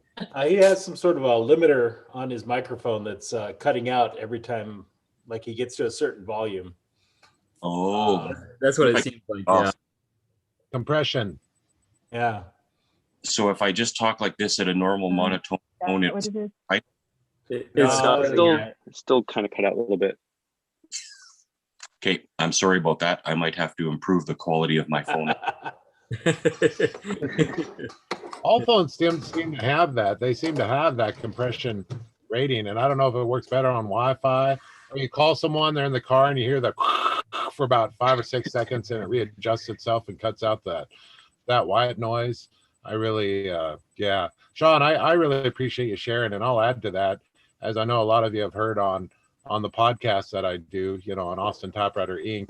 I picked up doing typewriters from my dad, and it was one of the last things he said to me, as well as growing my hair long. And so I sat down and I got through about half a sentence and just couldn't write anymore. So I thank you for the writing prompt, Gregory. It wasn't it was too heartfelt for me, and boy, my poor dad, he's probably watching down on me now, going, I didn't mean to get that many typewriters, kid. What the hell's wrong with you? But I certainly do enjoy them, and that's where it stems from. Yeah, my dad was on his deathbed, which we didn't know, and he just said, I know you're having fun writing this book on your phone and your laptop, but have you tried a typewriter? And I'm like, well, no, I've got a phone and a laptop. He goes, well, a typewriter is like a pen, and it would enable you to do more stream of conscious type stuff. And I said, well, okay. He goes, well, I got an old one I'll give you, whatever. And I unfortunately never got that machine. His wife at the time ended up, getting rid of it before I got, which is fine. No reservation. But I did end up getting my dad's machine, my grandfather's machine, 1951 Remington Rand Model 5 that he had in college, which is great. And it all kind of stemmed from there. And luckily my mom doesn't throw away anything, so she was able to give me this typewriter. But I think that's it. I think it all has very deep meaning for some of us. So, some of us weird types who relate all to that. And it's the same reason I ride motorcycles. I reckon I rode motorcycles all over the U.S. with my pops, and it just feels extremely natural and the thing to do. It's what we do, right? So yeah, I reckon typewriters have a different place for everybody. And yeah, for me, it's very much my dad's recommendation. And so here I am enjoying writing with them. I suspect he would have had a few more pointers on how to write better with them as a tool if he was still alive, because that's how he did it back in the day. But in the meantime, I suspect if any of us are young enough to still have our parents alive, it's okay to listen to them when they talk about typewriters. So excellent. Thanks for letting me share. Yeah. And Sean, we did hear most of what you said, so don't worry about that. Yeah. I didn't want to make it sound like we couldn't hear you at all. It was just going in and out. I just wanted you to be aware of it. That's all. No, very nice piece. I really enjoyed it. No, thanks. I'm preoccupied now with worrying what you heard. It was probably more like type. It wasn't that bad. It was just every like few like sentences. Yeah. Okay. It would just there would be like one word that you couldn't hear, but you could fill in, like you could figure out what you said. Like, so yeah. It didn't. Okay. Yeah. I'll be pop offline in a minute and switch over to my iPad just to see if that's any better. So I'll be back in a couple minutes. I'll just drop off. Gregory. Sean, I had a question. So did you ever add a big blue IBM Selectric to your collection? Because it's one you remember found on as a kid. Good question, Russell. No, it's not yet. I've been sort of looking for the right one, right? I mean, I've been slowly, I scoured the other things. I'm sorry, am I talking? Oh, am I breaking up? See, now I'm so self-conscious. I'm still. Yeah, I don't have one yet. Yeah, no, I'm still on the lookout for a Hermes rocket, and I spotted one at a typewriter shop in Hamilton. There's a fella there. He's got to be in his mid 80s, that keeps running this typewriter shop. So we went and visited him there one day, and I saw on the floor the case that looked like the typewriter that my dad had, and so I kneeled down and I opened it up, and sure enough, that's the Hermes rocket. But it was one that somebody had dropped off for repair. Oh. So, but it's been sitting there for 3 years, and the person never came back and collected it. So I asked him, I said, "Are you willing to sell it?" Like, and he's like, "Oh, I gotta, wait until they come back for it." And he got the person's name and phone number. I'm like, so like, well, like, can you call them and find out like if they're gonna come back for it 3 years later, and if not, then will you sell it to me? So I've been continuing to sort of call him back, and every so often ask him, so are you willing to sell me it yet? But, no dice yet. So hopefully one of these days. But yeah. Wow. Well, Curry, you just have to act like the person who owned it. Come back, just say, yeah. If I wait long enough, and then I can maybe go. Yeah, I did that Hermes rocket that I gave you for repair like 3 years ago. Oh man. I think he said he did like the person owes him like $80 or whatever for whatever work he did on him. I'm like, man, I'll pay you the $80. Now I'll pay you double what they owe you. So hopefully. Yeah. That's funny. Welcome, Kurt. Hey, Gregory. Hi, everybody. Good morning. Hello. Jason, Thursday. Look, I told you I was bringing people with me. Yes, I appreciate it. Even though they got here first. I know. You guys know that Jason's my cousin?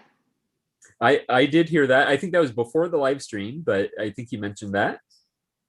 I just read Orville's letter to Helen from 1945. Oh my God. It's not typed. It would have been much easier to read if it were. But there's something really cool about having like a sample of the handwriting, like that the history. Everybody's handwriting is unique, and it's kind of cool to see that. Yeah, definitely special in a way. Yeah. I'll tell you what's really frustrating to find though is I found a letter. It was a great letter from my mom to her mom, typed from like probably the 70s. And the content of the letter was great. And it was very legible. But what really pissed me off was that it was Vogue. And so we had a Vogue typewriter in my house, and they did God knows what with it. And I just learned this. I'm like, wait, what? So frustrating. Wow. And you would have uncovered it by now. Oh yes, I definitely would have. Didn't she say something about like this typeface is just silly, so I'm going to get rid of it? It's only she made some slightly disparaging comment about it. Wow. Wow, that is funny.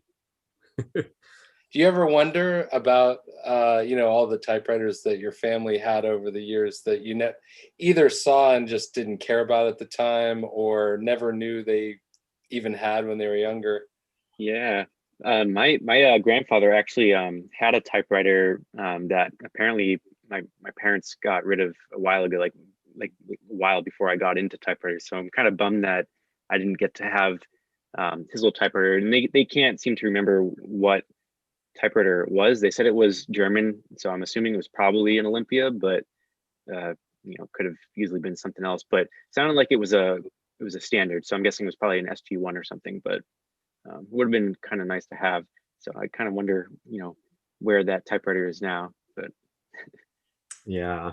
Yeah, my mom was she was a secretary, and she typed like student, because we lived in a university town, and so she could do 120 words a minute on her IBM Selectric, but she did a lot of student papers and theses and dissertations and stuff for whatever per page and stuff. So she was always typing, but I just can't help but wonder, like, what was she using before the Selectric?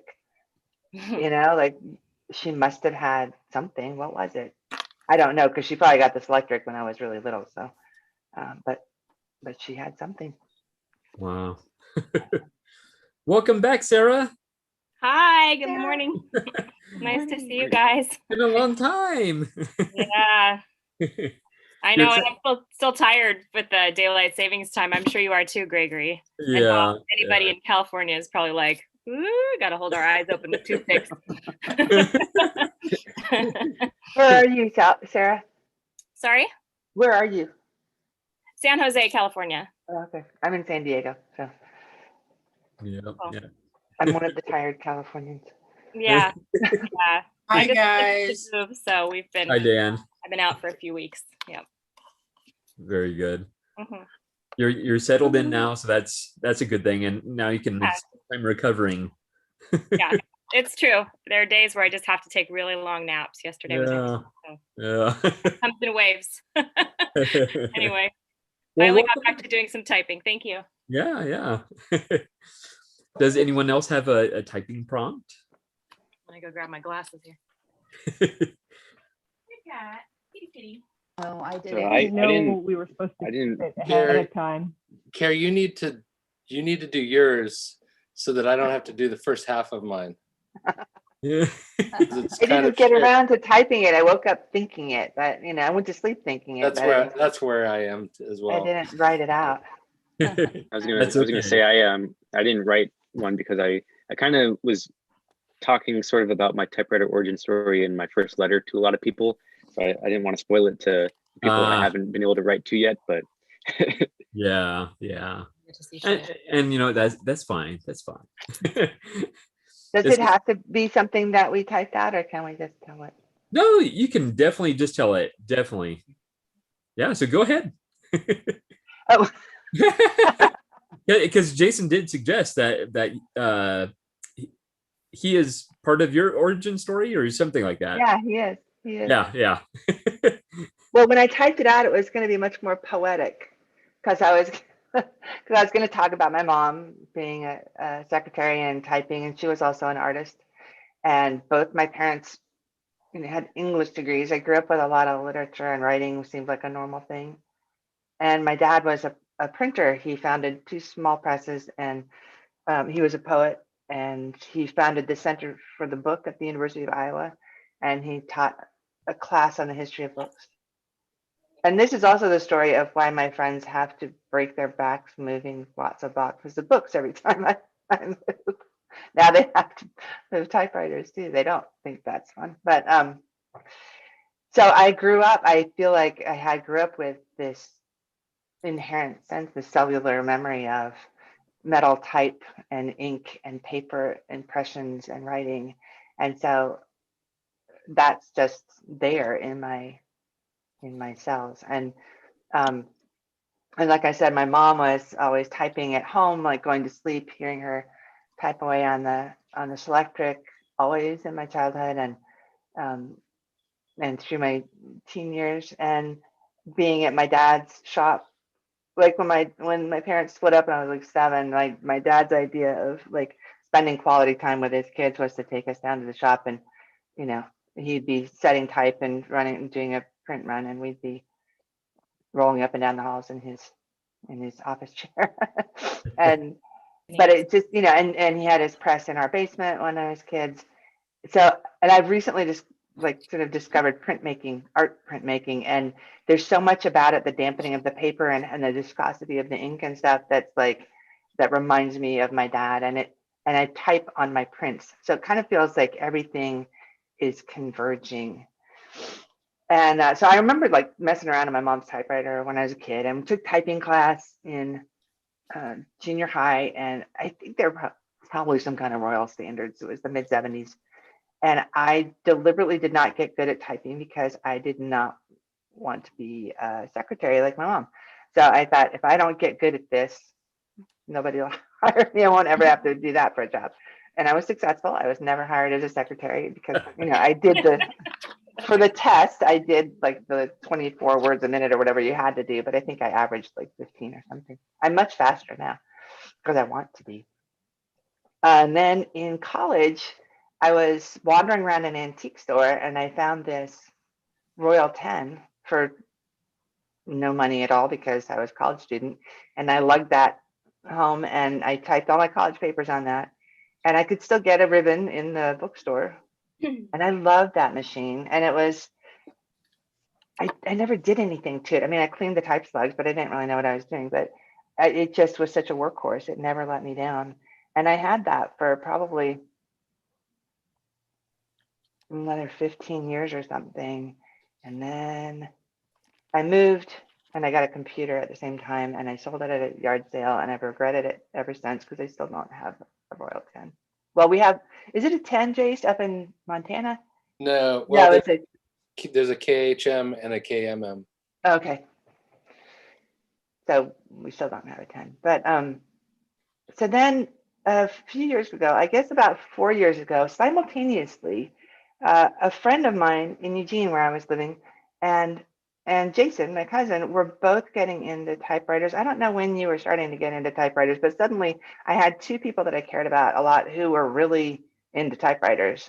And I was like, oh, typewriters, typewriters. It was just like this bell went off. And Ding. and Jason was like, we were meeting up at our family land in Montana, and Jason was like, can you pick up this typewriter for me in Washington? And I was like, sure. And that he's getting off of Craigslist. That what did that guy advertise it as? It An was old-fashioned printer or something? Old printer, $10. Old printer. The biggest, most massive. I don't remember what it was, but it was huge. It made our car tilt to one side. Yeah, I left it in the back of Mark Peterson's truck at Herman's. Oh, right. Randomly. Nobody tell him. Right. and and then I was like, well, if I'm going to pick up a typewriter for Jason, I should pick up a typewriter for myself. So I found a random Craigslist ad on the way in like Spokane or something. And it was a Royal Safari, the blue one. And they had unfortunately they found it in a shed and they broke the lock to find out what was in it. But luckily for me, it worked perfectly. And there was still even ink in the ribbon. And I was like, I'll take it. So we picked up that. And Jason brought a couple other typewriters, didn't you, to Montana? Yeah, I brought my Rocket and something else. I can't remember. I bought something on the way. Right. You showed up with quite a few typewriters. Yeah. and so we had a rendezvous at the cabin in our family land in Montana, and Jason's brother and his husband were there. And I remember Pim having to like leave the cabin because we were having a type in the dining area, and there he just couldn't stand the noise. He didn't know I was writing a letter to him. So then he felt he got it much later. He's like, oh, thank you. But so then that just kind of started it off. And my friend Ken had already a collection of, he had over 20 typewriters at the time. I think he's probably in the, I don't know. Last time I saw him, he had maybe 60 or 70 typewriters. He's not even that into typewriters right now. I told him about this, and he was like, I was like, some of your favorite people will be there. And he's like, oh, I love Joe Van Cleve. Ted Monk's a rock star. Oh, I'm really more into shortwave radio now. And I was like, Oh. I was like, come on. Indra's into shortwave radio. See? And he's like, and making space music. But I was typing on my Antares Parva and my Hermes Rocket. And I was like, good, you're making space music, typing on your Antares and your Rocket. It all comes together. So I went over to his house and he laid out on his dining room table a whole bunch of different machines for me to try out so that I could know what I was like, what did I like, the feeling of and stuff. And he's really into Olympias and he likes Hermes. And I'm like, but I found that I like Smith Coronas and Royals. And then the next year I went to visit Jason in Pittsburgh and we drove to Herman's together. And that was so fun. That was so fun. That was like my people. I was like, wow, I've never been to a gathering of strangers where I felt like I knew everybody and I could talk to everybody, because all you have to do is walk up to somebody and start talking about typewriters. And all of us and everybody there is like, I don't talk to strangers. I don't do small talk, but here we are. And so that was, I felt like I found my people. And then I've been to Herman's twice and took home a typewriter every time.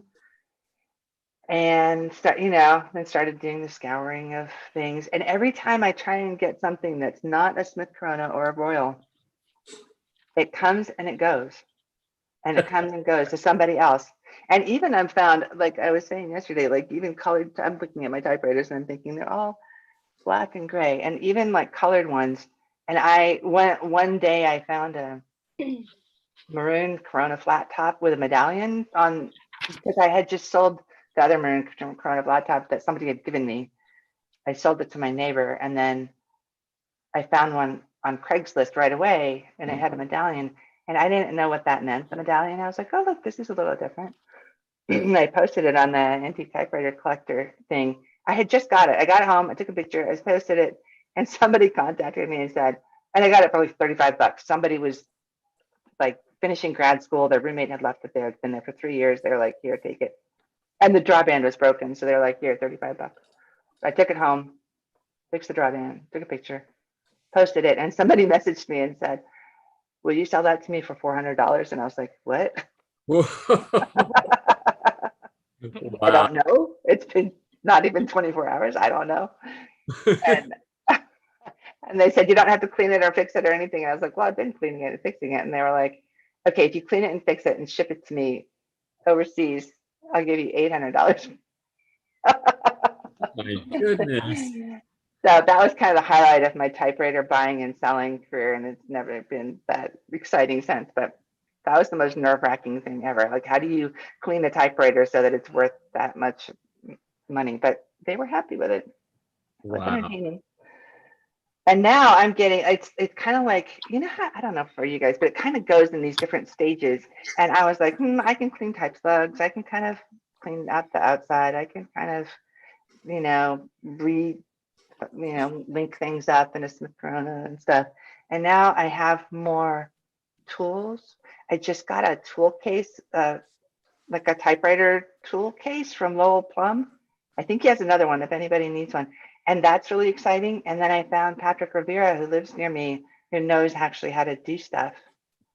And so it feels like, and then Typewriter Club, I found Typewriter Club, and it just feels like maybe I could actually learn to do more deep cleaning and more fixing, and really get more typewriters into the hands of people. And I love it when somebody, like one of my neighbors was like, on a Buy Nothing group, was like, I know this is a ridiculous ask, but my daughter wants a typewriter. And I'm like, hey, hit me up. Not ridiculous. I know, right? And I was like, I know, here, I'll set out a few of them. And she brought all her 4 kids over, and they're all playing on the typewriters. And they got one and took it home, and then they fought over it. And I thought, this is the best. So I have this aspiration of like buying junky typewriters and cleaning them up and giving them to kids and stuff. And Mei Lin, watching you bathe that typewriter yesterday, I'm like, oh, my Enterprise is naked. I could throw that in the sink. Yeah. I was telling Jason and Darcy about that, and they both cringed. Yes, exactly. I was telling my wife that. I was like, and Gregory and I were both like, ah. But I woke up this morning going, I could do that. Oh, but totally. Typewriter tip. This is my repair person typewriter tip of the day. Yesterday, admittedly, I had a couple beers and I shouldn't have been messing with a typewriter. But if you're sitting, that's typewriter tip number 1. If you don't know what you're doing, don't especially if you're messing, don't drink and type. You can type, but don't send it to anybody, and you can. Don't disassemble. And don't disassemble, exactly. Because even as I'm doing it, I'm saying to myself, don't do this. What the hell are you doing? Don't do this. Yeah. But if you are going to do that, wearing a skirt and sitting down is a really helpful thing, I found, because I was wearing a skirt, and that's where the screws fell. And not all of you are going to want to do that, but be right back. And today we gotta start making typewriter skirts and typewriter aprons. There we go. It'll be a thing on Etsy. That's our next job. Typewriter kilt, guys. Typewriter kilts for men. Yeah, I was gonna say I call mine a kilt. There was typewriter fabric in my dream. Oh, yeah. That Underwood that I was working on yesterday, you really inspired me, because I couldn't get the carriage back, the paper holder out and stuff. So I put it in a sink of Dawn soapy suds and did it. You guys want to see the results? Yeah. Oh my God. And it didn't kill the decals? No. Nope. Here she be. Oh my God, look. That's beautiful. Wow. Wow. And even on the bottom, you said I couldn't get the paint off without taking the decals, but the decals were pretty, I mean, I think there's still some paint, you know, they painted it black, Look but at that. Gojo with pumice will take the black paint off and not hurt the decals too much. And then I use that scratch stuff to make it shiny. Wait, and even your keys, because you have the glass key tops. No, I can't. These keys have like tabs underneath. But I mean, that didn't get damaged by putting it in the sink? Oh, I only did the carriage. Oh, I had the okay. carriage off, so. Because the paper would. Yeah. No, I didn't put the whole thing in, but I had issues with getting this off because there's screws on this model deep down, and it was always the you know, the underwood was always sort of worn here. But that was a really dandy thing to just, you know, I took off what you know, the chrome parts and stuff. But it's looking kind of spiffy. Looks really good. Yeah. Wow. And it works. That's great. I only took Oh, it. wow. Oh, nice. Beautiful. Yeah. That's dark. Cool. Yeah. Yeah. What kind of ribbon is that, Lynn? I got it from Phoenix Typewriter. It just with nylon. I put it on some old spools that I had from, you know, a different typewriter, but Wow. yeah, Good these job. are really kind of fun to bring back because, you know, they just type, you know, it's like you can't, I need to shine up the sides and stuff, but I was so surprised that, you know, it's really a shiny finish once you get rid of all the gunk. And it sort of relates to my typing story because I grew up with one of these Underwoods. I don't know what year because they all look the same from like 1907 all the way to 1930. But and I never asked my parents, where'd that come from? You know, it was just a fixture. That was what we had. And then I think when I was in high school, I got a Smith Corona Electric to actually do papers and stuff like that. But my most recent and you know, part of this is that during the pandemic, I wanted to write letters to people, and my handwriting's, you know, really shitty. Well, I also have a letterpress, you know, that I work with, so I like ink and lead type on paper and stuff. But so I saw on Craigslist this electric, and I thought, wow, that's the Cadillac. I'm gonna get me one of them. You know, it used to be you could only get those when you were in an office, because that's what it was. It was an office machine, not a home machine. So I went to pick it up, and the guy said, it doesn't work. So, you know, he wanted like $25 or something for it.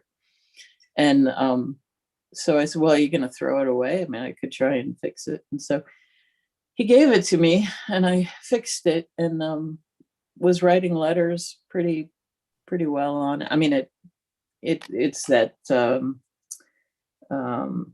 insulation stuff that you have to take out, and then it's all funky. But I did get it working, and then I thought, you know, it's kind of noisy and it irritated me, so I thought I wanted to try a manual. And I think I probably ran across the California Typewriter movie and got the scope of, oh wow, there are options out there. And so I started buying them. The only way to try them is to buy one. Exactly. And so now I kind of have a feel of what I like. I'm trying to be more of an enthusiast than a collector. I only want to have ones that I'm working with or giving to people. I've got a Royal that I'm giving to a friend. I fixed an Underwood for another friend, you know, an old 1907 Underwood. So it's kind of a social thing, but also a way to get words on paper that's kind of pleasing. Excellent. So that's my journey. I think without the pandemic, I might have just stuck with letterpress, you know, and not really felt the need to write letters to people. Yeah. The pandemic has really been a factor for at least a few members of our group. I know both May and Sarah. I think that was a deciding factor for them as well. So, yeah. Being at home, locked down, quarantine. Yeah. Kind of bored. Yeah. Wanting something new and Something to different, do with and our- wanting to communicate at the same time. Yeah. Yeah. Definitely. I didn't real well. I kind of fixed my Vandercook 3 letterpress proof press that I got. That was not in very good condition, so I brought that back. And so I am kind of handy mechanically, I guess. It's not really Kind of anything handy. You fixed a Vandercook. Kind of handy. Well, she's humble too. She's very Yes. in the, Didn't you say you fixed an IBM Selectric as well? right. Yeah. Did you hand forward the Washington press while you were at it? No. I in the age of YouTube, though, you know, it's all at your fingertips if you go looking. Yep. You know. Yep. They're a tremendous Hilton, resource. TED and YouTube. Van Cleve. Yep. Joe Van Cleve. Joe Van Yep, Cleve got me. Phoenix typewriter.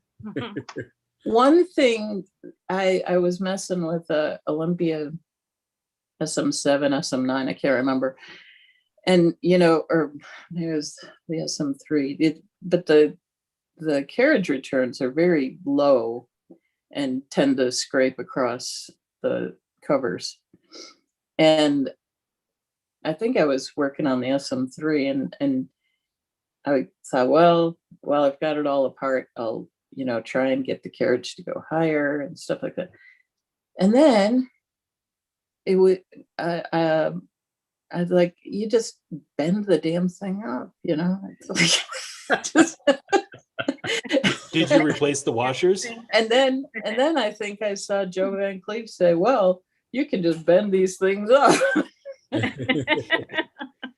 Yep. But some of those really simple tips, it's like, boy, you can go the long way around trying to find a solution to things. It's just really. I think Ted was asking if you replaced the washers. Washers. Oh, in the SM3. On the SM3, yeah. That'll also bring the body or the frame and all the internals up away from the skin, and that'll stop the scraping. Yeah, I think they were in pretty good shape actually. But that's something to think about too. Yeah. I always and really all I had to do was, you know, bend it a little bit, and then it's called forming. Forming. Forming, yes. That's the technical term. We don't bend, we form. Yeah. So I was wanting to say that I enjoyed watching a bit of the Saturday afternoon live stream. I was at work in the factory in my clean room suit, but I was watching. Couldn't participate, but anyways, that was fun. But I do have an origin story that I just finished typing up here. Oh, excellent. You want me to read it? Yeah. And you guys have probably heard it before. I probably shared it. But anyways, my typewriter origin story. I'm under 5 years old, sitting in my mother's lap in the kitchen of our new house. She's typing a letter to her mother, my grandmother. She pauses, and I begin to type the last sentence she wrote. She praises me for doing this, even though I can't read. I think what I'd done was memorized her finger movements. I was maybe 3 or 4. Cut to the early 1970s. I'm a sophomore in high school and taking typing class. A huge room full of electrics. The popular girls get the Selectrics. The rest of us plebes get some Type R machine, like an old Royal. I'm able to get up to maybe 35 words per minute net speed, but I'm mostly impressed with the fact that there's a large assemblage of girls in the same room. Go figure. It's the late 1970s, and I'm in the US Navy on board the USS Constellation CV-64, which right now is actually razor blades. My senior chief was had a big red Selectric in his office, which he gave me permission to use after hours, which I did use to type up my steadily growing body of very poorly written poetry. Later in the 1980s, I'm out of the Navy, but still want that Selectric quality imprint. And so I purchased a Smith Corona SE100 daisy wheel machine, which I proceed to use on and off for the rest of the 1980s. Sometime in the 90s, I get a gray Royal manual machine, one of those with a red push-in badge that releases the ribbon cover, but I don't actually remember where I got it, why I got it, but I only used it for a few years on and off. It ended up that both the Smith Corona and the Royal ended up in my storage building in the backyard for a while. But then in the early aughts, I walked into John Lewis's typewriter shop here in Albuquerque, and they came out with an Adler. And I used that for a few years, finally went back and traded it in for a Royal Mercury sometime in the mid-aughts. And that officially starts my infatuation with typewriters. And so my history starts with my mother a year or so before she died. It progressed mainly through the need to make quality marks on paper. And only later did I get into the machines for their own sake and not just as writing tools. But lately, I've been more interested in typewriters as tools again, not just for their aesthetics or their history, but how they can be enablers for creativity. Talking to my brothers, they can't remember there being a typewriter at home when Mom was alive. Maybe it was just a dream or false memories.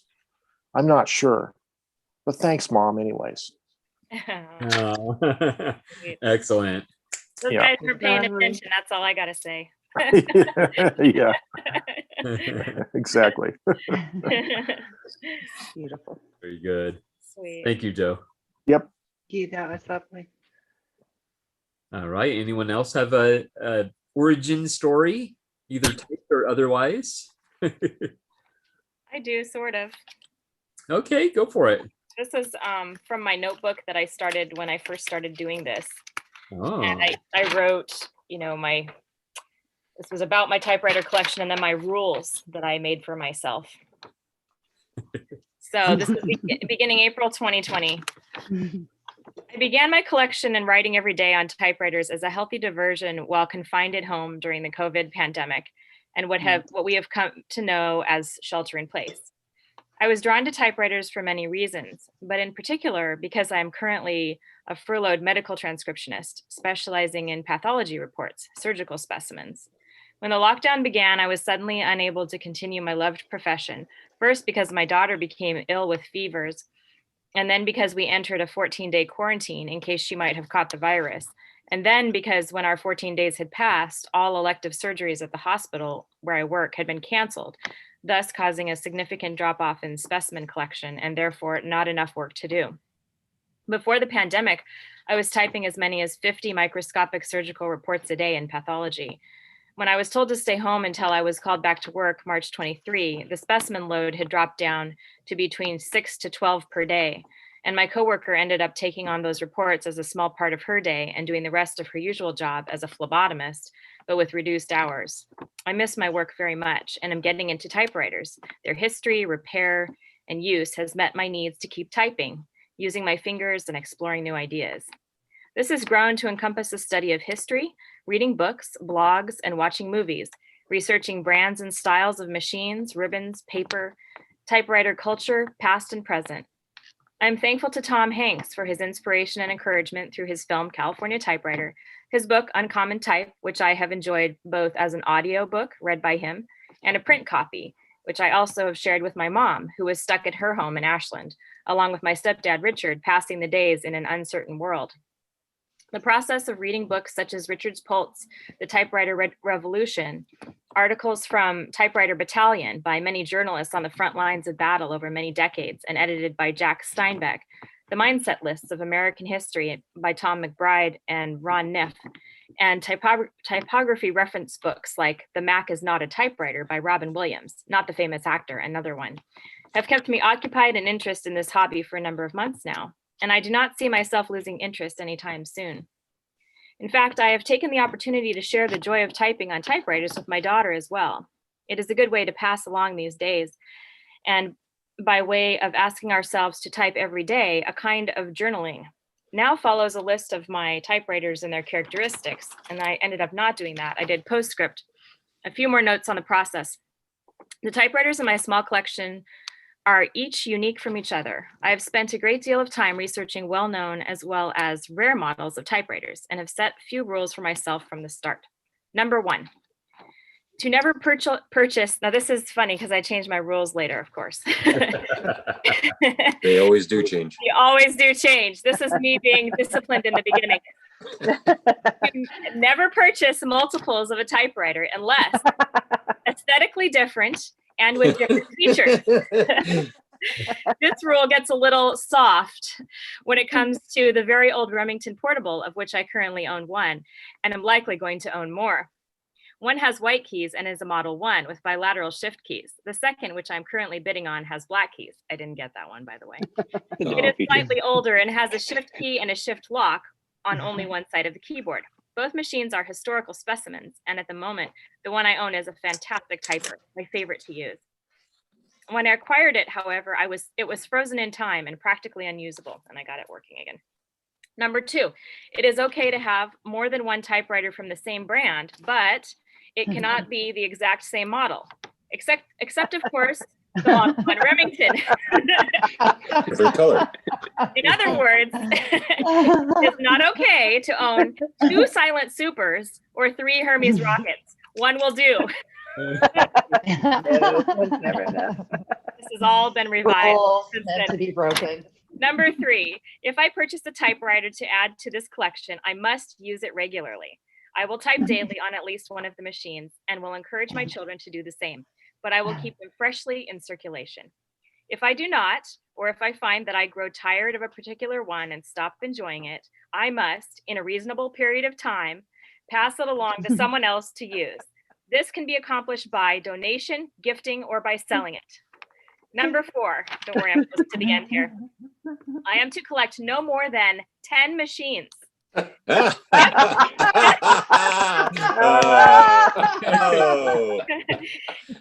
I find myself wanting more than 10, I must sacrifice one machine before or immediately after acquiring the next one. Say or immediately after. Already. This is to discourage hoarding and to be sure that the machine remains in serviceable use and circulation. Number 5, never purchase a typewriter that I am not confident I can fix. Ha ha ha. I mean, so many wasted hours. Number 6, do not collect a typewriter just because it is cheap. How good are you at that? Right. There are millions of typewriters in the world, which can be had for very little, but that is no reason to buy them. Instead, I will carefully select machines based on the following criteria. Must be one of the finest examples of a particular model. Yeah, right. And or brand. Must be easily brought into working condition or already in excellent shape. Must be enjoyable to look at and a pleasure to use. Must ultimately be worth more than I paid for it. Ideally, 2 to 3 times what I paid for it before fixing it up, and a desired typewriter on the market. I am still in the process of writing my wish list, but I can already check off a few on my list and reflect on what I have learned and enjoyed about each of them. That is all for now. That is all for now. So how long after you wrote that list did you first realize how ridiculous it was? It may have been as long as the next day. Oh, so the ink was dry. Yeah. Bye. No, Wow. I mean, I tried to stick with it, I think, for the first month or two, and then I realized that it was a lost cause. I have since owned, I want to say, or have had the pleasure of experiencing something like 30 typewriters in this 1 year, and I've sold 12. I've fixed up and either donated or given away a handful, 3 or 4, something like that. And I've also had ones that all I did was fix them up for people and give them back. So, but I still have 15 typewriters, which is way more than 10. That's not bad though. It's not bad, Trained. but really good. I did break my own rules. I tried really hard though, and I also took inspiration from Joe, and right towards the beginning, I think it was the second typewriter I got, I actually ended up giving away after I fixed it up and gave it away to a little girl. But then I went on to acquire more and to have regrets and learn all of the things that we all learn, and now I'm getting to a point where I feel like I don't want to say this, but I feel like I don't need too many more. Like there are a few that I'd like to have, but I feel like my collection is I'm okay with it now. It sounds weird. And maybe that's just because I just moved. But And haul them all. Can't haul them all.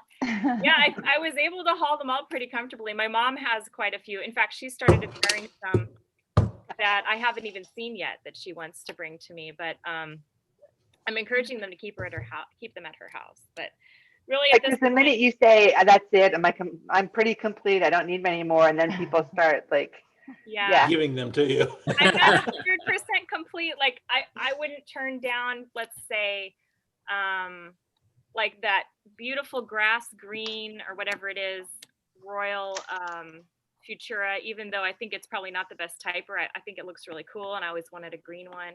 I wouldn't turn down, a Royal Quiet Deluxe in some of the other candy colors I don't have, if it were in good shape.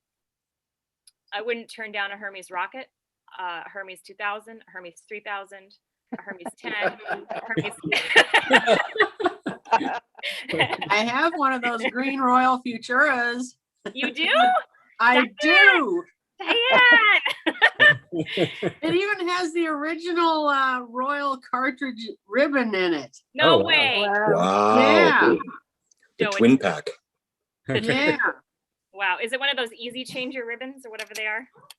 Yeah, that's what those plastic cases that they're in are for. Keep your fingers off the ribbon. That's for wimps. I know, right? Easy change, can't be respooled. Show us Really a annoying. picture of it, Diane. I gotta see it. What? I want to see it. Oh.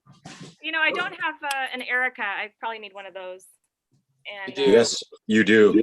I'm trying Yeah, to I just got one. It's amazing.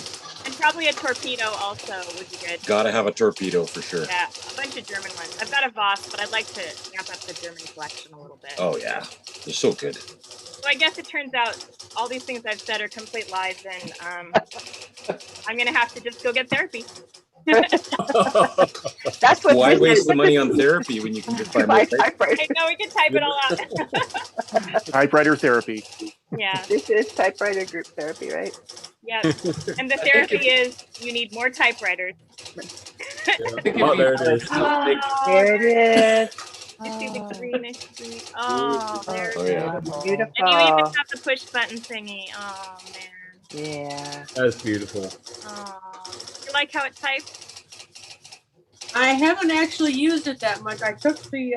Are you tired of it? Huh? Are you tired of it? I know somebody who wants to buy it from you, Diane. Well, I You find that it bores you? no, I have just not really gotten around to using it a whole lot. It doesn't have that certain je ne sais quoi. Right now, no. I have a blue one of these as well. Oh. You probably don't need 2 of them. Probably not. I think probably you- even have a gray one somewhere. Oh no, I think I'll take the green. How much would you like for it? Sorry, I know this isn't a bidding show, but anyway. I have the gray and the blue. I still need the salmon and the green. I love the Futuras. They're one Yeah. of my favorite Are they typewriters. Excellent typewriters. Yeah. Yeah. They are good machines. Yeah.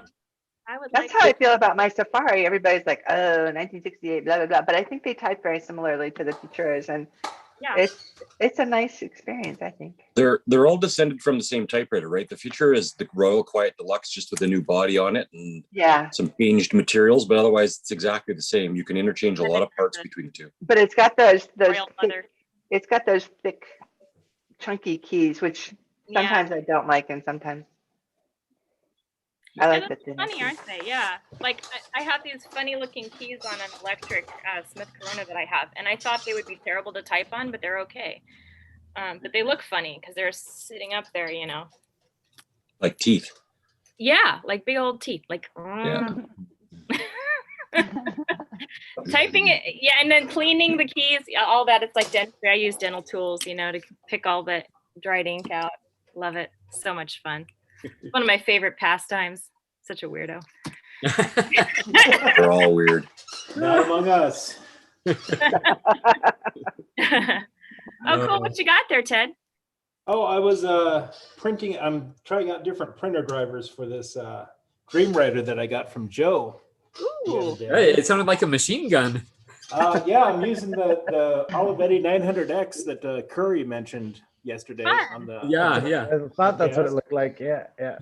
So this is why I got this machine, is so that I can use it to print from old computers. That is excellent. So it just goes and goes. Sounds like an old teletype. Yeah. I love it. It does. Newsflash. Here are Newsflash. those ribbons out of the Royal. Oh yeah. Oh yeah. Oh yeah, twin packs. Love twin packs. That's awesome, Diane. Look at that kitty. Oh, she's like looking like, what? Is this such Oh, a that's Elliot. His nickname is Typo Kitty. Because when I first started bringing machines in the house, he would stick his nose into the and it's like, okay, cat, bam, and I would get him. I'd give him the type bar. But it's like, cat, okay, I'm typing. If you're gonna stick your nose in there, you're gonna get it clobbered. I can see he has a real phobia of typers now. Yeah. Oh yeah. Really worked. Oh yeah. You got kitties going around with black and red noses. Oh yeah. One of my cats put his nose right in, and then he had like black on his nose. Oh, that's cute. Because he's got a pink nose, probably. Like, no, get out of that. Yeah. Here's the machine I'm currently typing on. Oh, it looks like a Remington. Remy? It's a Remington Monarch tabulator. The Monarch. Ooh. What makes the Monarch different from the Quiet Writer or the Letter Writer? Are you asking so you can justify getting one? Uh, With your rules? It's a little different. I'm just curious. I don't know. I only have one of these. I don't have a Quiet Writer or anything else. I don't really know.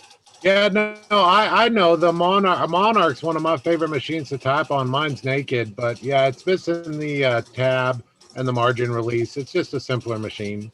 Okay. Oh, okay. Well, this one's a tabulator. Less to go wrong. Yeah, it's quite right.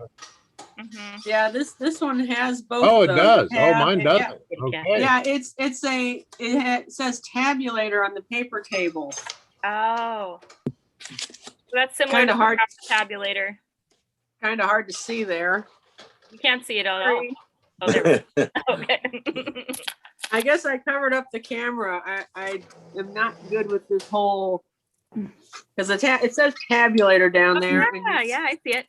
And you see the margin release and the tab key there. Yep. Looks good, Diane. That's great. Is it a key set tabulator, Diane, or is it fixed tab slugs? It's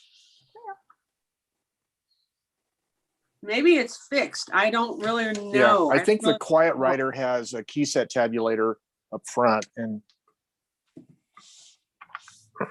because Oh yeah, yeah, it is a key set. I was just thinking, trying to figure out what's the S and the C over here on the left. Duh, it says tab underneath the thing, so it's tab, set, and clear. Santa Claus. Duh. Wow. Whoa. You all right? Oh. I moved that iPad and all sorts of weird things happened. But anyway, yeah, we can discuss the green Futura offline. Oh, let's negotiate online. This is fun. Yeah, I want to hear the. Start your bidding now. You can pick the typewriter on the tray that Jay's bringing down, or you can select what's behind door number 4. Yes. I love it. Gregory, Let's you've got make to a work on deal. your what is it? The guy Monty that Hall. Oxmere. Yeah. got to be the one that's right here. 1, 1, 2, 2, 225, 225, 325. Sold, little lady in the green shirt. Oh, man. My dad used to be an auctioneer. Your dad was? Yes, he was. It was Oh, his wow. hobby. That's a special talent. Oh yeah. How did he train for that? Was there a school or? There actually was. I want to say it was like Missouri Auction School or something like that. And he had like an LP, you know, a big 33 1/3 LP, and as I recall, I think it was like transparent blue record. But anyway, yeah, I don't know many details about how he learned. I just know he did, and I used to help out at the auctions, and when I was little, it's like, oh yeah, we'd do the food. And then as I got older, at some point I wound up being the cashier. It's like, okay, because mom was she was the writing down all the receipts, and we live in an area where people are cheapskates. I mean, they nickel and dime some things. It's like I remember thinking, oh my God, how dumb is this? But anyway, it's like we ought to have a minimum of a quarter on some of this. But wow, you know, they were estate sales, and you know, it was kind of a shame to see things go as they did, but it is what it is. And this was hi Elliot. Bye, Elliot. But how interesting now, because you've gotten into typewriters, I suppose it would provide a perspective, you know, to see how prices are going these days, and just how people behave. There's this whole psychology behind auctions, I think. So. Yeah. All right. Does anyone else have an origin story? I was just typing Well, mine. I did not. But go ahead. I did not type one, but I have something better. I have the first 2 typewriters of my life. There we go. So last weekend, I missed out on the chat because I went to go see my parents, and I gave my dad a Smith Corona clipper. You know, he's been following me in my typewriter journey, and he mentioned he would like one. So I took him a nice portable small typewriter, and in return, he gave me the first typewriter of our lives. So, oh wow! And electric with the original documentation, everything. You know, my dad is just as organized as I get it from him. So even the original receipt and everything. How much was it? It was $86.60. In what year? Mather Air Force Base Exchange. Oh my goodness! He got a 10% discount on it. Still, that was a lot of money back then, huh?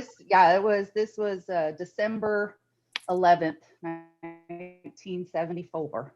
Wow. So oh my gosh, I was born in 74.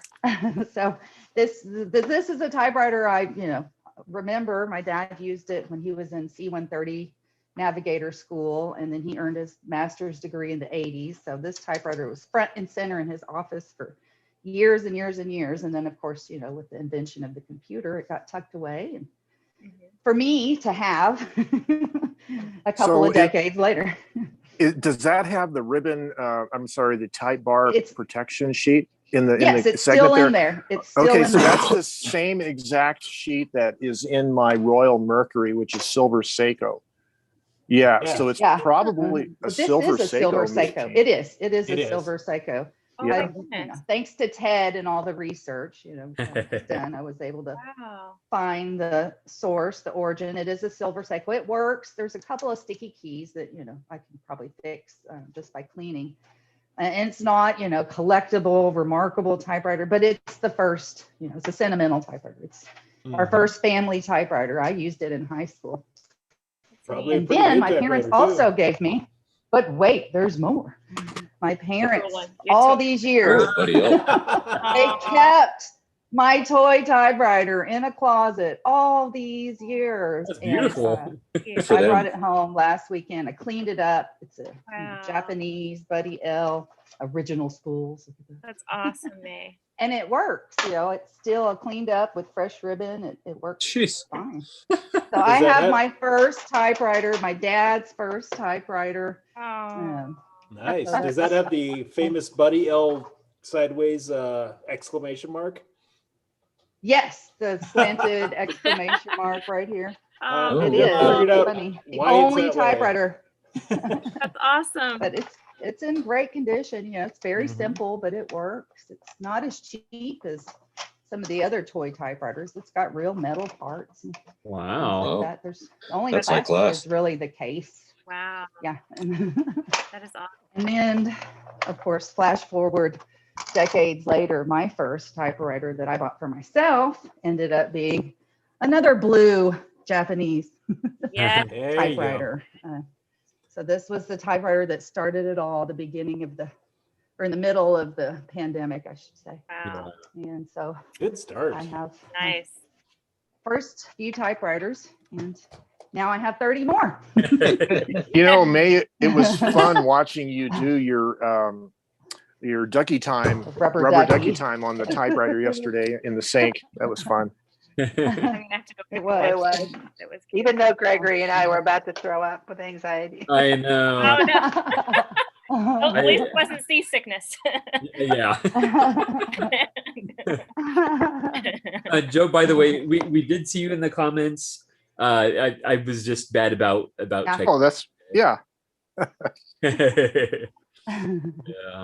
So as But you that can was a lot of see, fun. the rubber ducky typewriter came out just fine. Oh, nice. Wow. Oh. Yes. Now I just need to put it together now that it's dried. Oh, that looks So like, is it an let me underwood? do that right now. Oil. It's a Royal Quiet Deluxe. Oh, right. It's a twin typewriter too. Like your rule, don't buy the same typewriter twice. Oh, I love this typewriter. so I Unless, had to buy another one. unless they Which have a was different, It's a favorite. well, if they have a different So, serial It's number, a it's Royal okay. Quiet Deluxe. yeah. Yes, different serial number. Well, this one Oh, is, okay. Elite, and then the one I just washed is Pica. So Okay, so Oh, that's gotta that's have not the more same than at one all. typewriter. Yeah, those are two separate Yeah. machines completely. Exactly. Two totally different typewriters. Yeah, well, they have different Exactly. features. So yeah, you can do that. Right. In fact, you should buy some more until you get the whole collection of every single typeface. Yeah. Get the whole set. Oh, I would love to Yes. find a Vogue. Collect all Yeah. 10. Sarah, I would be very interested in you typing out an updated rules list. Oh, How yeah. does it compare now? Okay. Yeah. Yeah, Okay, just to assignment, Right. yes, accept yeah, it. just to see how it compares, Hey, maybe that should be a typing assignment for next week, is our own personal rules of our typewriter collecting. That would be an awesome one. I would love to hear everyone's contributions on that. That would be so cool. Yeah, that would be fun. And as you were reading it, everybody was busting up. So Right? Yeah, As we all because of know. those early days innocence that we have. Yes. That's Where right. we really get deep into it. It's great. absolutely. Yeah. I'm glad that I actually wrote it down back before I was completely converted. Yeah. I love that. That's a great, it's like a beginner's guide to typewriter collecting. Yeah. Here are the rules, and you will break them. Every rule has a workaround. I think in a way it was like a justification to my family members to tell them, look, I'm not going to become, I mean, this is a serious science. I am doing this as I'm studying it. I'm investigating research. It's research. It is Yeah, not a it's hoarding research. problem. I am okay. This is under control, That's mostly true, but there are little gray areas. Sarah, we can all say our names different ways. Like, it'd be S. Van Howen. That's two people. Or, put a middle name in there, or put Miss or whatever. You can go from 10 to 100 typewriters, according to your rules. I guess you're right. Yeah. You're just enabling me. That's not good, John. Yeah, I think these groups should start with a statement at the beginning. We are powerless over. Yeah. Did you see there was this really funny, I don't know if it was on YouTube. It's like a video of people attending like a secret typewriter intervention meeting, or it was like a Typewriters Anonymous or something. Have you guys seen this? Yeah, it's hilarious. It's like that. Yeah. Yeah, and then somebody goes to another person's house and is like trying to bargain with them, and the guy won't sell them anything. It's great. I'll see if I can find it, but it's like that. Yeah, we're powerless to resist. Yeah, if you're looking for support to cut down on the number of typewriters, this is not that group. This is not that group. And then, like, right after the meeting, they're in the parking lot, like doing a deal with their cars. They're like selling each other a machine secretly. You got the stuff. I have not looked at OfferUp in a year, and being here today, you guys made me just look at OfferUp. So yeah, this is definitely a dangerous place for sure. It is. I actually got my daughter's blue Royal Quiet Deluxe on OfferUp for $40 last year. I mean, just unbelievable deal. Yeah, because it was somebody's that they were going to throw in a dumpster, literally, and the dad was like, "Oh, people collect these. You could get $40 for it." And I was like, "Yeah, exactly. Yeah, I'll go grab it. It's gorgeous." But again, it was one of those deals that should never happen. Yeah. We're sorry, Darcy. We apologize. It's okay. It's okay. Hey, I want to share my origin story. Yeah, definitely. If I may, which is Let's hear very it. different from I think everybody else's. And I also unfortunately my sound was cutting out a ton, so I can't wait to go back and that's beautiful. Look how Oh, wow. Beautiful. very nice. Nice. Matches my shirt. I know. That was my only purchase on OfferUp. I'm gonna Wow. do it again today. Scored. Yeah. You scored. So I'm looking forward to going back and listening to the thing on YouTube so that I can actually hear all of you guys, because a lot of the stories, like my sound just totally cut out and I didn't hear like half of it. So, but that's something to look forward to. So hopefully you'll be able to hear me. And I didn't type it. I didn't know you were supposed to type it ahead of time, so I didn't do that. So hopefully I won't go on too long. But I mean, we had a typewriter when I was a kid that was like my dad's from college or whatever, and I would, play with it and everything, but we didn't, I didn't really do very much with it or anything. But I had kind of a sad period in my life in 2017. My cat died. I was pretty down for a while, and I don't want to say I was praying, but I almost was like, I need something, kind of like threw up to the universe, like I need some help, I need some guidance. And I had this dream, and I woke up with this sentence in my mind the next day: open your heart to love. Okay, well, that's useful, but like, what do I do? And so I wound up being like, well, if I'm going to open my heart to love, I should go out and do stuff. So I went to an art installation thing in somebody's backyard. It was a totally random, strange thing that I wound up doing. But somebody mentioned their an art exhibit they had, and I was like, well, okay, let's just follow the breadcrumb trail. I'll go to this art thing. So a few days later, I went to this art exhibit. It was closing. It was like the last day, so I had to go right then. And I was in a different part of town, and so I called a friend who lives over there, and I said, hey, do you want to have lunch? And she didn't get back to me right away. She called me back later, and she's like, oh, I can't have lunch. I'm gonna take my mom to the airport, but I was gonna come and be in your neck of the woods today because I wanted to see this movie, and it's the last showing of this movie today. I was like, oh, what's the movie? And she said, it's California Typewriter. And I was like, oh, I was meaning to see that and I never did. And so why don't I go see the movie, the last episode, the last showing in town for the day. And so I finished up my art exhibit and came back over to my side of town and went and watched the movie. And then the next day, I just got on Craigslist. It was like, oh, I wonder if there's a typewriter near me. Well, of course, there's a million typewriters near me, And so I called the guy, and he's like, basically within I was like, I can be there in an hour, and I immediately went and wound up talking to him, and I wound up, I think it was I skipped a piece, which was also in that week between going to the thing, open your heart to love, and going to the thing. I got this other sort of message from the universe, which was, you are not alone. And these are both really comforting things to get, because at that point I was kind of at a really low part in my life, and so open your heart to love and you are not alone both felt really, really, really good, and then that first weekend, so I wound up getting that typewriter, but I had sent other messages like, hey, I'm interested in the typewriter. I started the weekend with no typewriters. I finished the weekend with 4 typewriters. And then because this one girl I was meeting for one, she's like, well, I had this other one too. I just brought it along. I was like, well, of course I'm going to buy it. Right. I mean, they were like $10, $20, whatever, and everything. And the very following weekend was Herman's. And so I went. That was my first time going, and everyone was so nice and friendly and everything. And I really felt like you are not alone. You know what I mean? There's all these people who are just really into typewriters, and they're like, 4? Nobody thought having 4 typewriters, or I think actually by the time I got to Herman's, I had 7, and then by the time I got home, I had 10.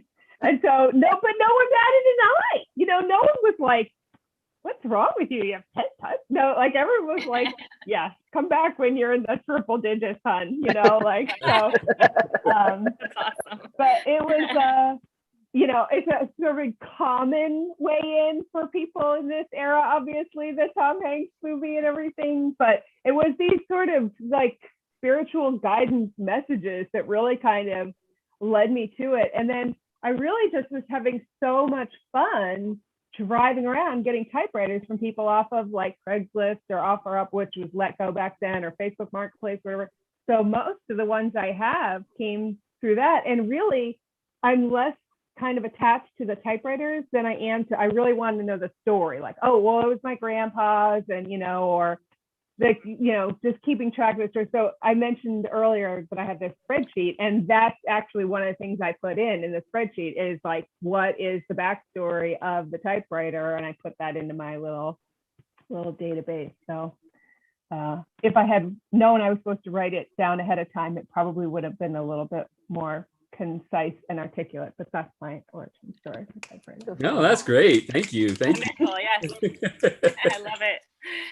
Yeah, I wrote all of the stories of my typewriters when I was first getting them. I would write a paragraph or two about their history and kind of, thoughts about them and stuff. And now I think I stopped doing that, but I've done it with most of them. Yeah. The first guy, I met him, and I wound up standing there talking to him for 45 minutes. Isn't that amazing? Typewriter people are so cool. Yeah, and actually, I told him I would send him a letter because very immediately, I almost feel like typewriters have been my gateway drug into letter writing.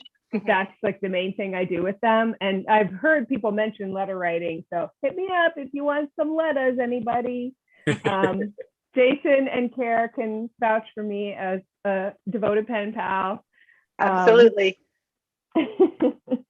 Absolutely. You wonder how she got the letter back to you when you barely send it yours to her the day before.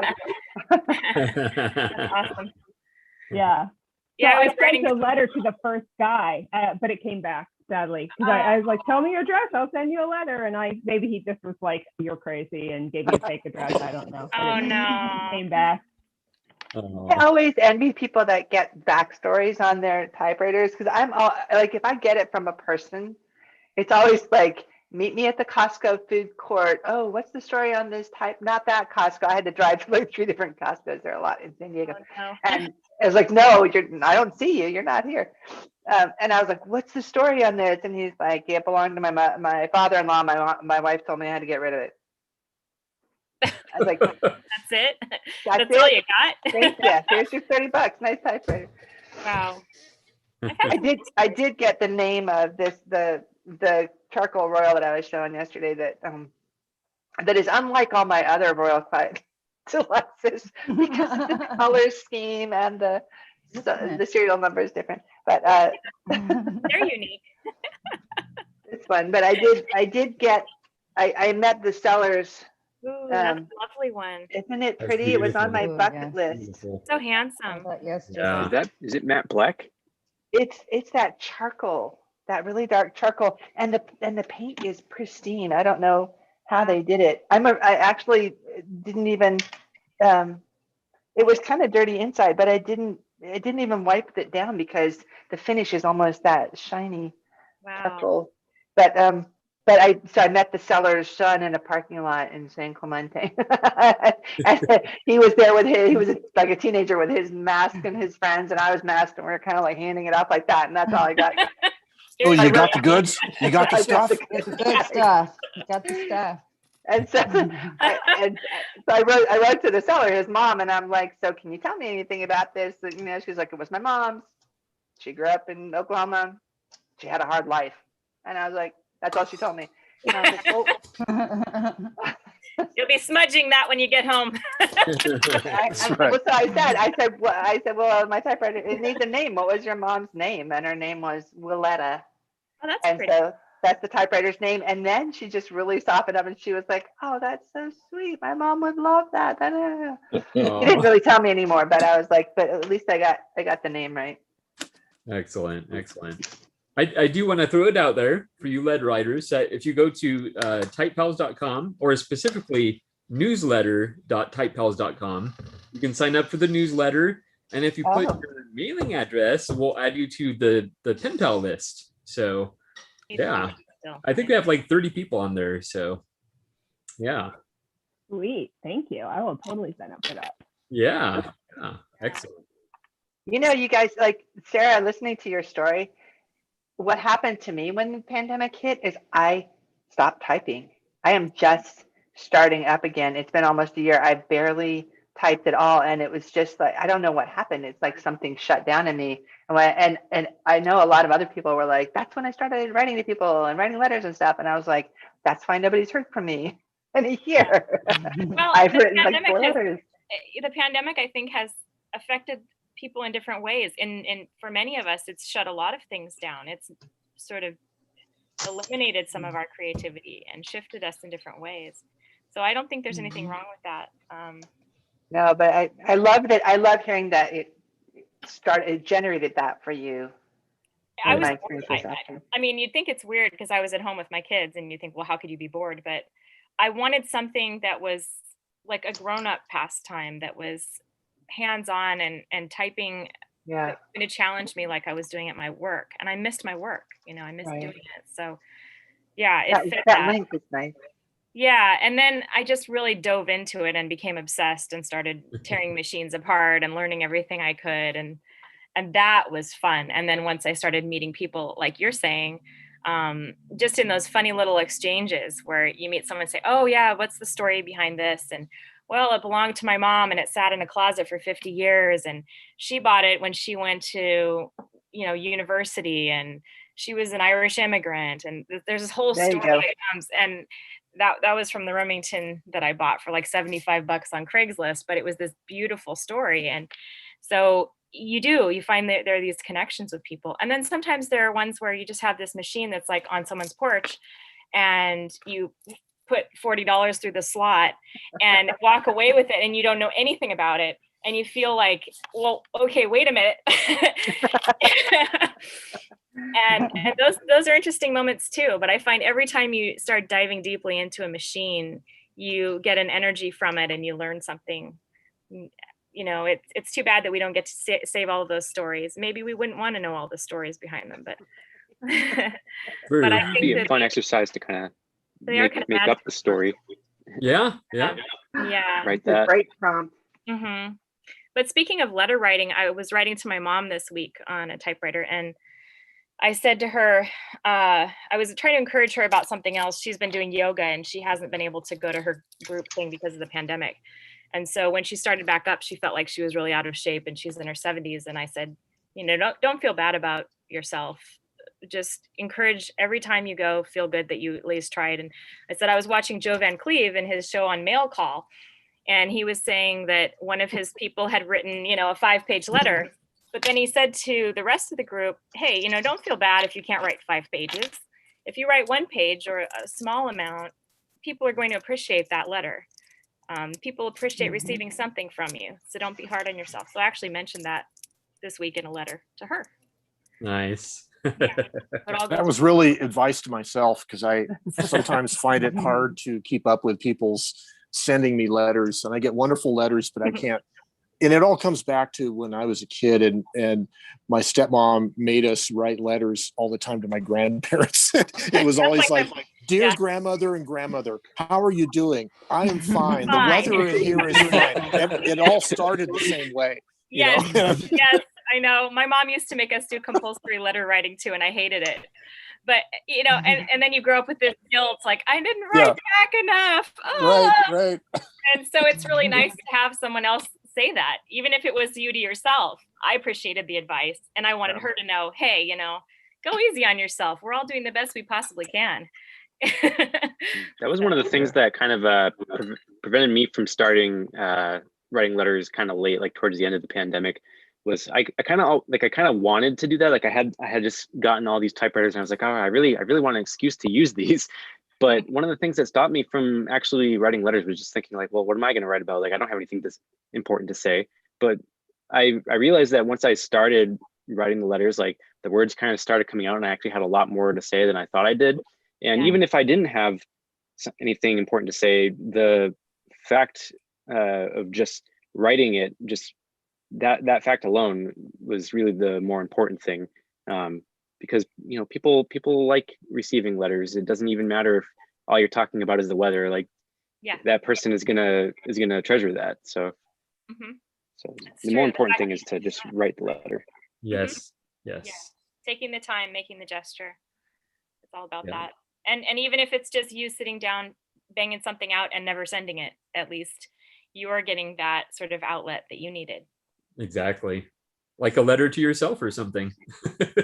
I don't know. I have too much negative advice for myself. I gotta turn off that tape sometimes. I've started some letters they were initially meant for other people, but I did not send them. By the time I got done doing the brain dump, I'm like, no, this is not going. I think I typed, no, this is not going to be sent to anybody. Yeah.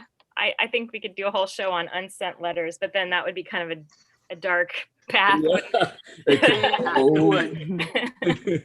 one of the things I found myself doing during the pandemic is I think my rate of making videos actually went up a little bit probably during the pandemic. Probably because I was not going out as much as I was otherwise on my weekends. So I was hanging around the house more and had more opportunity to, well, I'm kind of bored. What can I do? Let's sit in front of the camera and start talking, and see what happens. But I do have a little anecdote that happened Friday, I think it was. And I have a day job, and I work at a semiconductor factory, a chip fab. This is so funny. I was in the bathroom. And we'll just pretend I was standing at the sink and not at the urinal, but I was standing at the sink, and one of the security guards, so there's like a security guard company that does the security for the building, right? And one of the security guards is there, and he goes, "Excuse me, are you Joe Van Cleve?" No way. Yeah. And so you couldn't wait until you stepped into the hallway. Yeah, he was actually interested more in pinhole photography rather than typewriters. But and so he goes, "Do you mind if I email you? I have some questions about pinhole photography." Yeah, sure, go ahead. So there's that. Oh my gosh. To say no, he had you in a compromising position. A very compromised position. I was at the sink. I was at the Yeah. sink. Okay, Same. that's what I meant. I'm, Yeah. I'm just so sitting glad there I'm not a having man. lunch with all my children, and my daughter starts telling me, "Oh, I've got pen pals. It's all digital through this app called Slowly." And I guess what? She's got pen pals all over the world. And so they Oh. email, and then it takes 18 hours for them to get it before they can email it. And then they email it. Isn't this creative? This is how 20-something-year-olds are handling the old. And they're saving a ton of money on stamps, I guess. But Oh my gosh, it's like artificially slow mail. I know, right? Hilarious. That's funny. Well, if you can attach an image to a Slowly message, you could just put a typecast image in that, right? And type it. Yeah. Yes. Slow it down more. Yeah. That's right. You can add pictures. Anyway, the app's called Slowly. I thought it was terribly creative. I was just sitting here going, well, I can't believe someone thought of that. Here we are having fun, letters back and forth, like it's 1889. And the younger generation already has us beat. Go figure. Kids these days. Yeah. Crazy kids. Crazy kids. Yeah, I'm glad you didn't get mauled by this person recognizing who you are, Joe. But you do show off your face a lot, so yeah, that's right. He is famous. I mean, it was bound to happen one day. I'm sorry that it had to happen in the bathroom. I know. At the sink. At the sink. Of all places, yeah. Oh, that's funny. Yeah, my wife and I joke all the time about it, minor fame, Yeah. But anyways. So we do have some people in the comments here. We have Javier Orozco. He was at our session yesterday, and he actually got on audio, so that was a lot of fun. Yep. Talking to a very young collector. I think he's like 16 or 17, isn't he, Joe? He is in 8th grade, I think. So whatever that is. Wow. That's probably like 13, maybe. Oh my goodness. 13, 14. 14, something Wow. like that. Yeah. Wow, that's great. Yeah. And Why am I sharing YouTube? Oh no, that's me. I'm sharing. Oh, okay. I'm like, showing why the can't I see comment. myself Sorry, I did it unannounced. Then we have Matthew Taven. He says, I'm not sure what he was referring to, but he says, I feel you on that one. I just started collecting as well, and I only have a few on my wish list. Silent Super is next on my list. Then we have our good friend Anthony, listening and watching today, too dizzy for meds. Oh boy. Let's see. Then KBP Art Moogie. Did anyone else see the Royal with Vogue on eBay a few days ago? I saw it when it was under $100 and watched it, but went for more than I wanted to spend.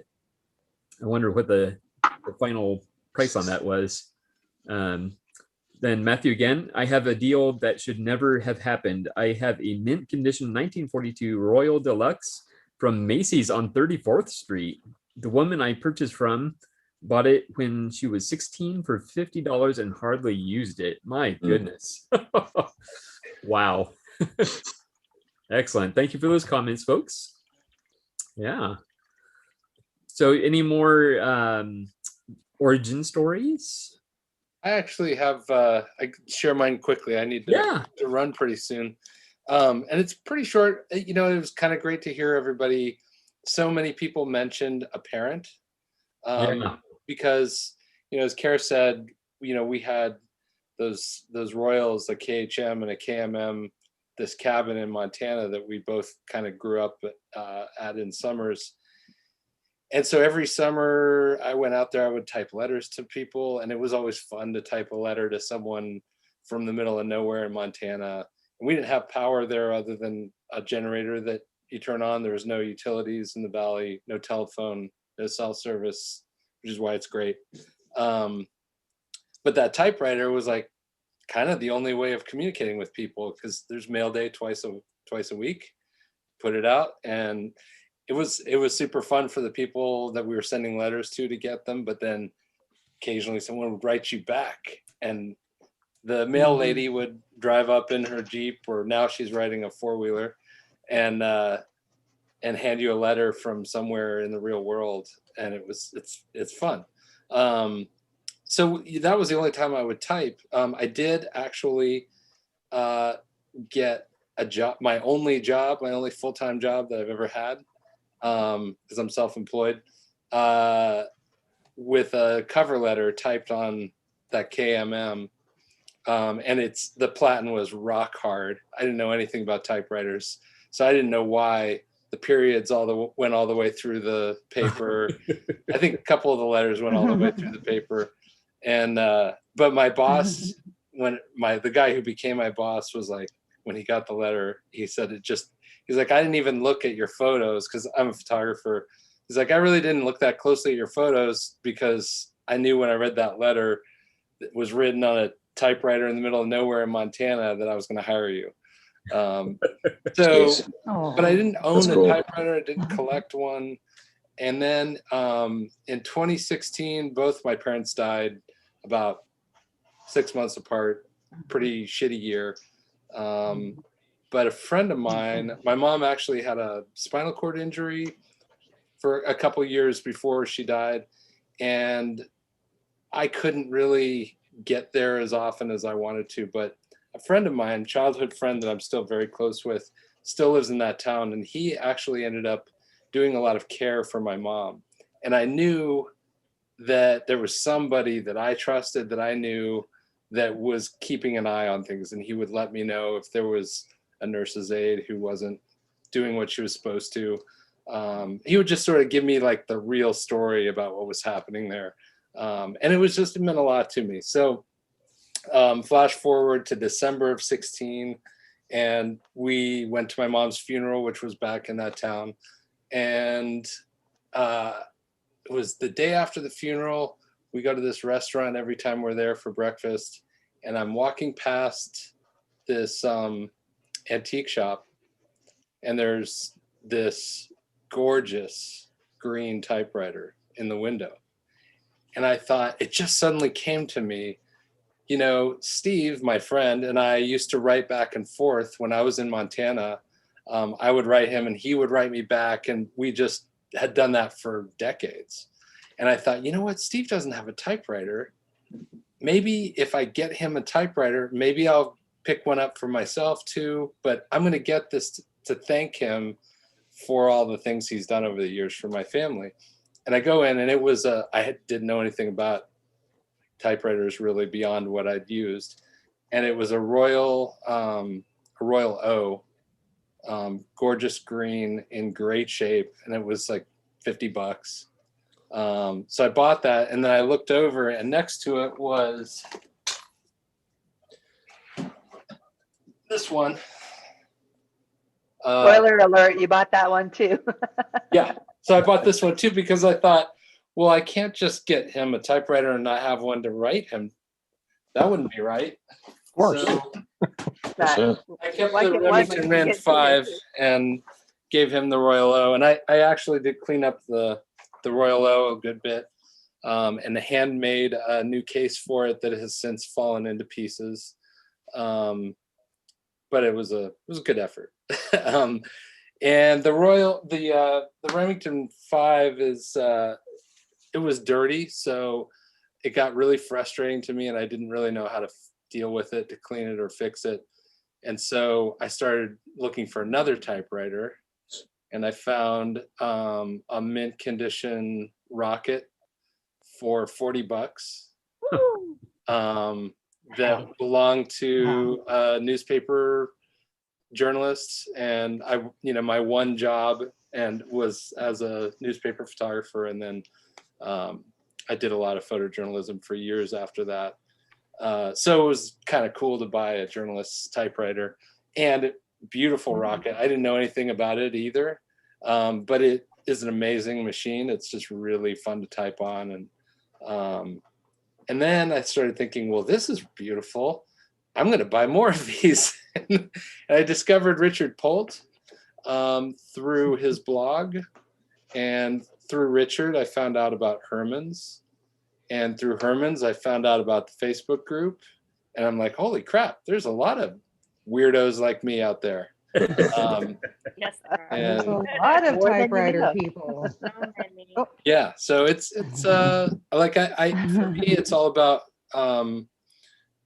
letter writing for the most part. I mean I love the machines of course, but I don't write other than letters, and for me my letters kind of feel like a journal, and I don't really like journaling for myself, but it's kind of like killing two birds with one stone, because you can talk about what's going on in your life and work it out in your own head as you type it, and then share it with somebody and they work out their stuff with their letter back to you, and it's kind of a great thing. Yeah, definitely. Yep. Shared journaling. I feel that way about letter writing versus journaling too. Yeah. Yeah, it's cool. Excellent. Well, thank you for sharing that, Jason. Sure. Yeah. Oh, that's wonderful stuff. Oh, one other thing I did Yes. find, when I was going through my mother's things, I found this set of stamps, 50 stamps, one for each state. It had the state bird and the state flower on it. Oh, cool. And yeah, so I was like, okay, well, in memory of my mother, I'm going to write 50 letters, one to somebody in each state. And I have to say, I kind of got sidetracked. It turns out I don't know people in as many states as I thought. So I've written a few strongly worded letters to organizations or politicians in states. In certain states. I'm a big fan of the strongly worded letter.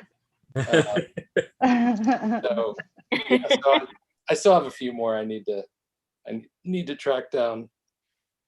So Jason, that reminds me, there's a guy that has a website where he gets, when you get junk mail advertisements and they give a return envelope that's already prepaid postage. Well, he puts like stuff in those envelopes and mails them back. So it costs the company money. So you could just type up letters and send them back to the credit card companies or whoever it is, right? Oh, I love that. Yeah, there you go. There you go. Oh my gosh, business through by mail. And put your Tuesday junk mail flyers in those envelopes and mail them back to the whatever companies that send you that stuff. Poor secretary. Movement may concern. Yeah. This was of these 10 ads, this was my favorite, and I'm going to tell you why in a 5-page letter. Can I get a set of each? Yeah. Oh my God. I did write a strongly worded letter to a radio station in Montana, because we could only get one station at the cabin, and it was great because you're working outside and you want to listen to the radio if you're working outside all day, but the soundtrack was it was the same songs over and over and over again. It was on tape, huh? Yeah, I wrote them this long tongue-in-cheek letter, and they I think they didn't know what to make of it. They did write me back. Pretty good response. So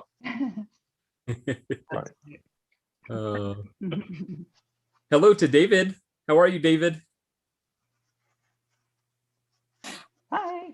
I'm okay. I'm doing great. Good. Hey, Thanks David. for joining us. Hi. And let's see who else joined us. Indro. Oh, How are you? He's going Indro? away. He's leaving again. Indro, did you get that It's dinner typewriter? time. Dinner time in the Netherlands. My favorite time. over here, What's for dinner, Indro? Look. Oh. Ooh. Right. Oh, Broccoli. That's vegetable. good. Oh. Ooh. Did you get that So- typewriter? Yeah, I got it. Excellent. Yay. And hold on one sec. Yeah, I got it in. It's not in very good condition, but I took it anyway. Oh, okay. You can fix that. So, but I'll start having dinner. I'll be back in about 20 minutes, I guess. Bye. Okay. All right. Bye. Bye. Bye. Bye. And Bill, hello. How are you? Hey, Gregory. Hello, everyone. Oh, hi, Hey, Bill. Bill. Hey, Bill. Hey.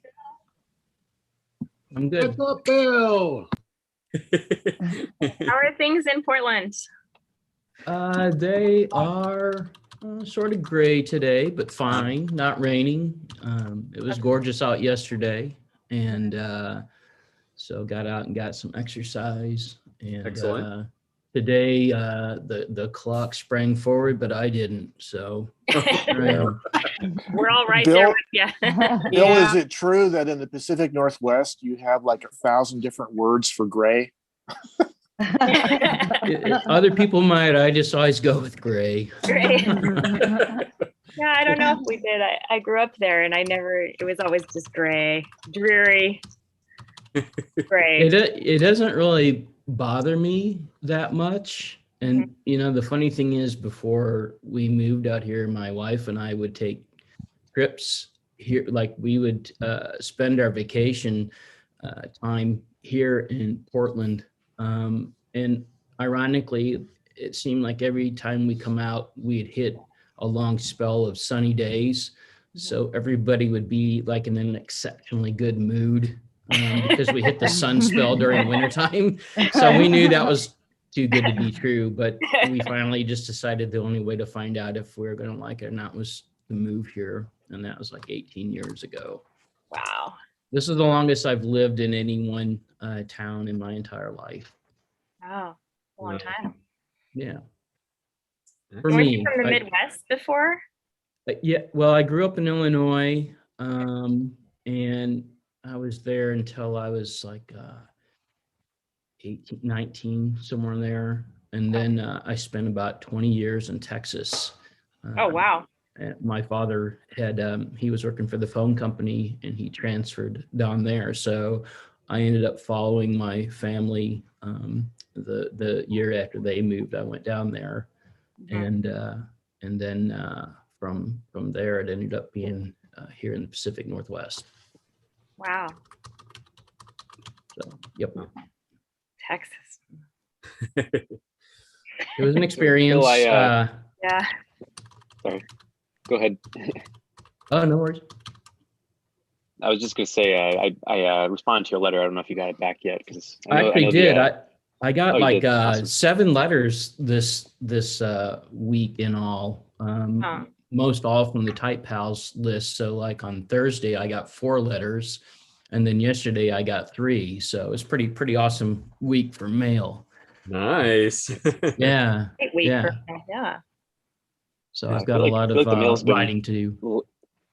I think the mail's been a little inconsistent lately. It seems like some letters I write to people, like they'll get it like, 3 days later, and then other times it's like 2 weeks and they haven't gotten it.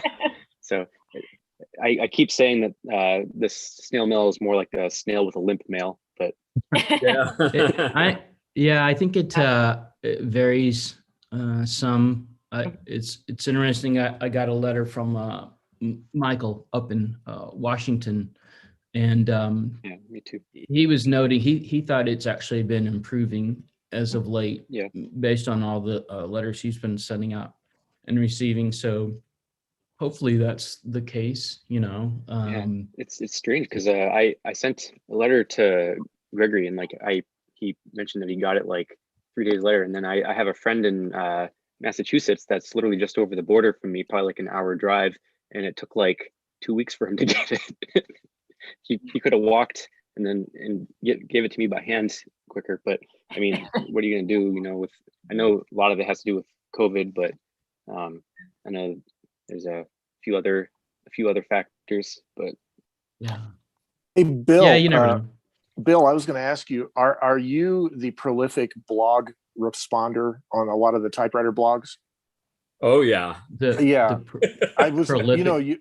You respond to a lot of people's blogs. You leave comments. I wanted to thank you. I wanted to thank you for that because there's a Bill M that responds to a lot, okay. And I respond to quite a few. Usually just always as Bill G. Okay. Anyway, both of you Bills are really important, I think, because a lot of bloggers rely on that kind of feedback. And I noticed if you're on Blogger, a lot of times Blogger doesn't like to leave message. It's hard to leave a message sometimes on Blogger. Yeah, I have to go So to more work when I leave a comment. But I really appreciate once I started doing it myself, I really appreciated that effort that others go to. So I like to try to leave, if even just a brief note. Yeah. For those that do, just so that they know somebody's, out Yeah. there reading. I've done web stuff for, gosh, since 95, I think is when I first got involved with the web through my work. Yeah. And on my blog, I don't track anything. I have no idea if anybody's reading, the content I put out there or not. And so it's nice to get the comments. I really appreciate it, but it's like I do the writing really for myself, and Right. but I figure if I like to get them, probably others do too. Yeah, So I like to leave a comment. Anyways, I just want to thank you for that. I thought it was Yeah. a nice gesture. Did you happen to get the letter I sent you, Joe? Yeah, I think so. Yeah. I mentioned my friend when I gave my first typewriter away to a buddy of mine. He ended up researching a place where he could take another typewriter that he had bought, and ended up at the shop where you purchased your Royal machine. John Lewis's. Yeah. Yes. Yeah. And he had sent me a photo of the place. It looked really cool. Yeah. My stack of letters is across the room, but anyways, yeah, yours is in there definitely. And I'm okay, cool. Like I say, I'm very slow to respond, but I wouldn't make a good type pal or I'm not worried about that at all. I just but I'm going to get back to it. Eric was talking about the length of time it takes. It's like, it's the one thing. If you send a letter out, you never know whether somebody got it or not, it's like a message in a bottle. I was just going to say message in a bottle. Exactly. It's a bit of a leap of faith. I think that the main reason to write letters is just because you enjoy doing so. Yeah, that's right. That's right. Well, I'm going to sign off, guys. I got a friend coming over that we're going to go out on an afternoon adventure, and I don't know what that is. So it's going to be a surprise. It's cloudy out there, so who knows what we're going to do. But anyway. Well, we hope you'll film it and post it. Yes. I might do that. Okay, guys. Have fun. We'll see you next week. Good to see you, Joe. See you next time. Thank you. Bye, Joe. Bye. Bye. Bye, Joe. Bye, Joe. 1, 2, 3. Bye, Joe. Bye, Joe. Bye, Joe. Keep gone. Get him. I'm gonna pop off to you guys. I can smell food in the other room. Oh, okay. Okay. Bye-bye. Thank you so much, Karen. Bye. See you Bye. next Bye, week. Karen. Thank you. Bye, Karen. Bye. Bye, Care. So Gregory, I did do my prompt. Okay, let me just say Let's- real quick. So I received a letter from our friend Brian Good, Oh, yay. and You doing good? yeah, Yeah. it's very, very interesting because he used an LXI typograph. Oh, which is wow. essentially He found a pens typewriter. for one, huh? Yeah, he got some new. What is that? It's basically a typewriter that instead of It's a pen type plotter. bars, yeah, there you go. So what? it uses a little Pen pen. plotter? Oh, cool. It's a typewriter that does handwriting. Yes. Oh, okay. Oh, wow. Awesome. And he mentions Ted. Oh, cool. And the machine was definitely having some issues. You could tell there were parts where the pen was dragging, and so it made for a very interesting read, though. And then What kind of machine is it called again? I'll put a link up in the chat. Yeah, please do. Okay, thank you. But it's an LXI typograph. I have one, but it doesn't. Mine doesn't work at all. So, and at one part, he makes the letters bigger. Oh, cool. And at this point, he made them very, very tiny. Oh, wow. Yeah, there's the link. I'm gonna go ahead and save the chat right now before I forget. But yeah, it was very nice receiving a letter from Brian. I'm not sure if everybody knows, but he recently had brain surgery, Mm-hmm. and so he's recovering from that. He's such a talented, amazing guy. I'm just, every time I see the stuff that he does, I'm just so blown away. Yes. Very bright, very clever person. Yes. Cool. And I still remember one of the earlier live streams when Joe posed for a picture and Brian did a screenshot of it, and then he ran that through this program that he made that used typewriter letters. ASCII art, typewriter letters. Yeah. And it was a picture of Joe, but with typing. It was so cool. That was so cool. Yeah. That. Yeah, so I was happy to receive a letter from Brian, and I hope he feels better soon and joins us again. I like him. Yes, yes, cool. Definitely. And I miss Koa, his dog Koa. I know. With the poofy hair. Yeah. All right. Thank you so much for your patience, Bill. So you have your typing prompt there? Oh yeah. I'll just kind of cover the highlights quickly. But so in my case, like so many others, I was introduced to typewriters through school via the typing classes that I was required to take. Unlike some, I didn't mind them, and I've always been grateful for learning how to type. The funny thing is, I really had no idea what a touch typist was until just a few months ago. If this was a term that I learned back in high school, it would seem that I forgot it long ago. I never owned my own typewriter back then, having graduated from high school in 1980. The personal computer was just coming into its own as I was entering college. My aspirations involved acquiring one of those, not a typewriter. Flash forward a number of decades, and I found myself in the middle of a pandemic. With so much time on my hands, I decided that what I would like to do with myself was to start writing. In part, I wanted to start writing letters once again after decades of not having done so. I began this by handwriting the letters, but my handwriting just isn't what it used to be, nor was my writing endurance. Thus, the idea of a typewriter popped into my mind. Let's see, I thought of a typewriter as I already enjoyed a number of other analog activities, such as film photography and listening to LPs, among other things. As it turned out, these things were interconnected in my case, given that we have a business here in town that specialized in film photography gear, along with film processing that just happens to also sell typewriters.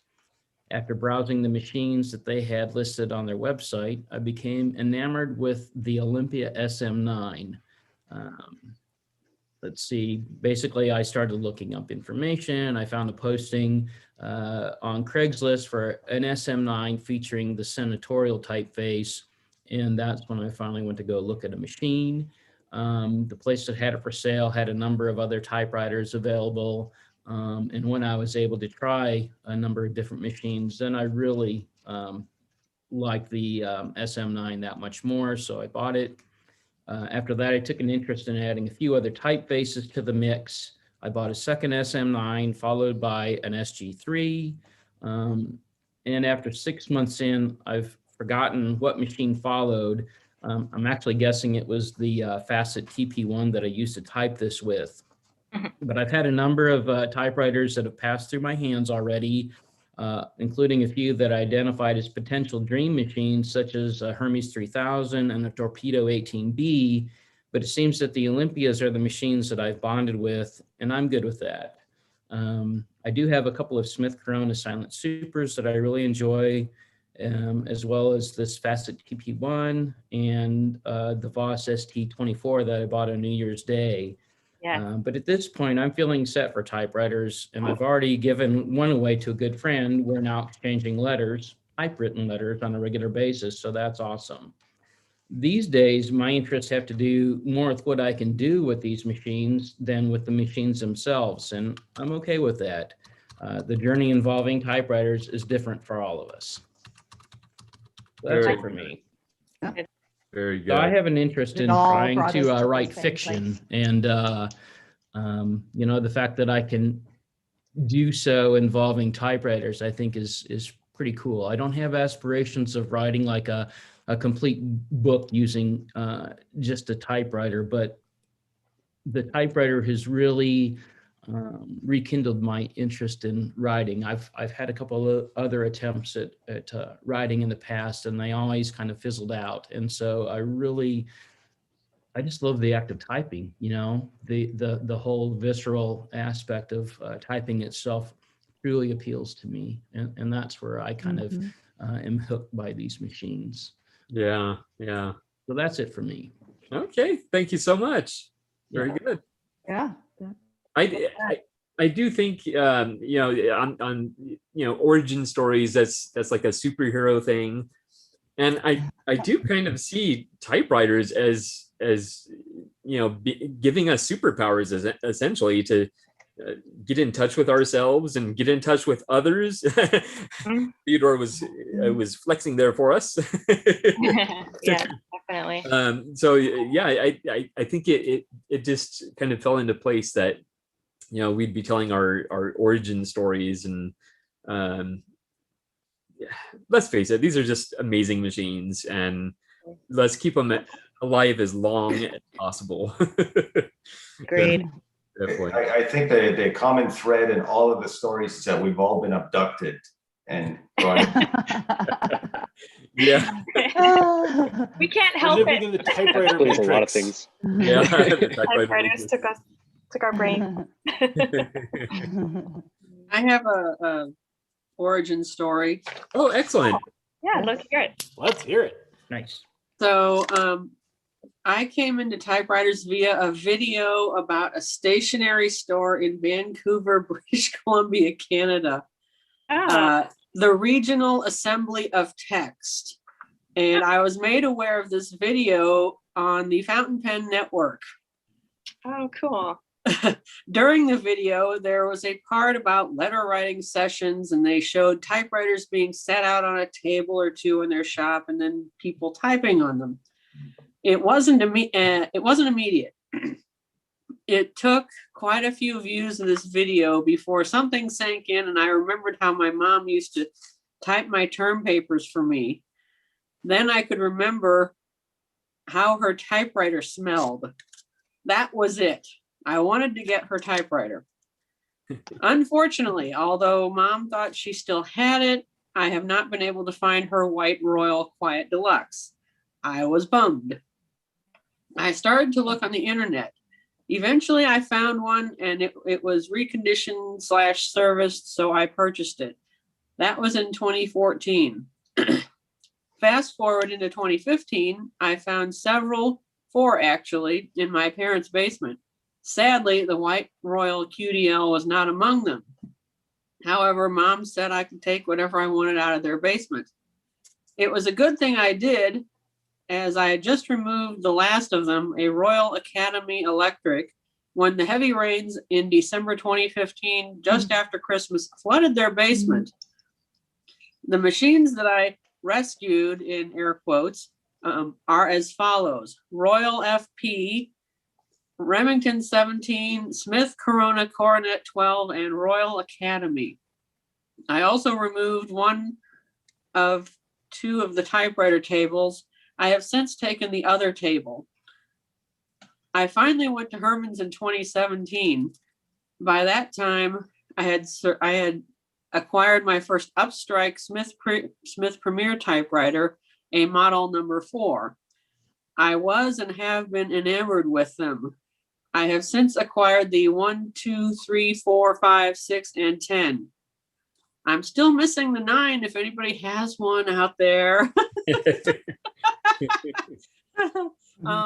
At first, I was nervous about working on my machine, but after taking a week of vacation, I guess it might have been May 2018, I wasn't sure, and spending the majority of the week over at the local repair shop, Jones Typewriter, I had a working Underwood 6 and had done the service with the help of Vern, the shop owner. It was great to get that experience, and I have become better at doing some of the basic maintenance for a lot of my machines. However, only recently, through watching Joe Van Cleve's YouTube videos and now watching May and Sarah do their more extensive maintenance, I am now gaining more confidence in removing my typewriters from their shells. I even have a serious project machine, a Fox 3. I have communicated with the expert on them, and he indicates that it is fairly easy to take those apart. I haven't done this yet, but it will happen. It will happen. Excellent. Excellent. Thank you, Diane. Thank you for sharing. Very good. So you mentioned fountain pens. Are you a fountain pen collector too? Yeah. Excellent. I've been obsessed with fountain pens. I haven't acquired a whole lot of new typewriters lately because I just haven't found any in good working condition in the area. I'm on vacation this week, so I'm hoping to go to a bunch of antique stores. There's an area in New Hampshire called Antique Alley that I'm planning on going to check out, and hopefully I'll have something new to show the next time that I'm able to come on. But I did recently get a new fountain pen that I can show. I'd like to see it. This is the Leonardo Fiore in purple, and it's got a really nice finish to it. Very nice. Yeah. Danny. Really excited about this. Yeah. And it writes really great too, which is kind of important What is for your a pen to do. Yeah. What is your nib preference? I like fines usually, but yeah, fine, medium. I've got fines, mediums, and broads. Stub nibs I tried, but because I'm left-handed and I'm an underwriter, it tends to not really have the desired effect. But I used to write kind of like hook writing, and I was able to use the stub nib then. But I really wanted to train myself to write under the line so that I didn't smudge. And then I also have a vintage flex pen that you can't really use that, hook writing. So so I taught myself to write under the line, which I've been doing ever since. But yeah. Excellent. Yeah, I like I write big, so I like the medium nibs. That's my sweet spot there, the medium nibs. Yeah. I like the medium and broad nibs so that you can, really show off the qualities of the ink better. Yes. But for my own handwriting, I don't write like super small, but I don't write super big either. So fines and mediums are generally better for me. If I write with a broad, I have to write pretty big. But yeah. Have any of you experienced working with quills? I have been interested in that because there's there was a couple of YouTube channels that I started watching recently, Pumpkin Town Primitives and Townsends, and they talk about writing with quills and like the old like oak gall inks and stuff like that. And Pumpkin Town Primitives is really cool because he talks about like the history of writing the letters and just I actually found the channel from doing some research because one of the other type pals, Mike Arau, I recently had received a letter from, and he folds his letters in a way that was really the main way that people did it in the 18th century, and so I got really interested in that after I saw his letter because I was like, oh, this is really neat. Yeah. And since getting his letter, I kind of reverse engineered it, and I've been doing it a little bit myself because it's really fun. I hope he doesn't mind. but I did some research and I learned, how people used to fold it that way to save on paper because it was so expensive, and people would even write in like the folds, like in the margins, like going up the page to use as much of the paper as possible. And I thought that was really cool. So yeah. Can we see? John had one that he showed. You want to show that again, John? Oh, yes. This is actually from Michael Arrow. Yeah. Oh, okay. So you use the seal to actually seal it. I used the wax seals too, but I was just using like regular envelopes, and so I was using it as a decoration. Oh. So that way it actually it seals the letter too, which is Yeah. That's really cool. neat. So That is I'm really gonna try cool. that. it's Actually, like all self-contained. That's awesome. Yeah.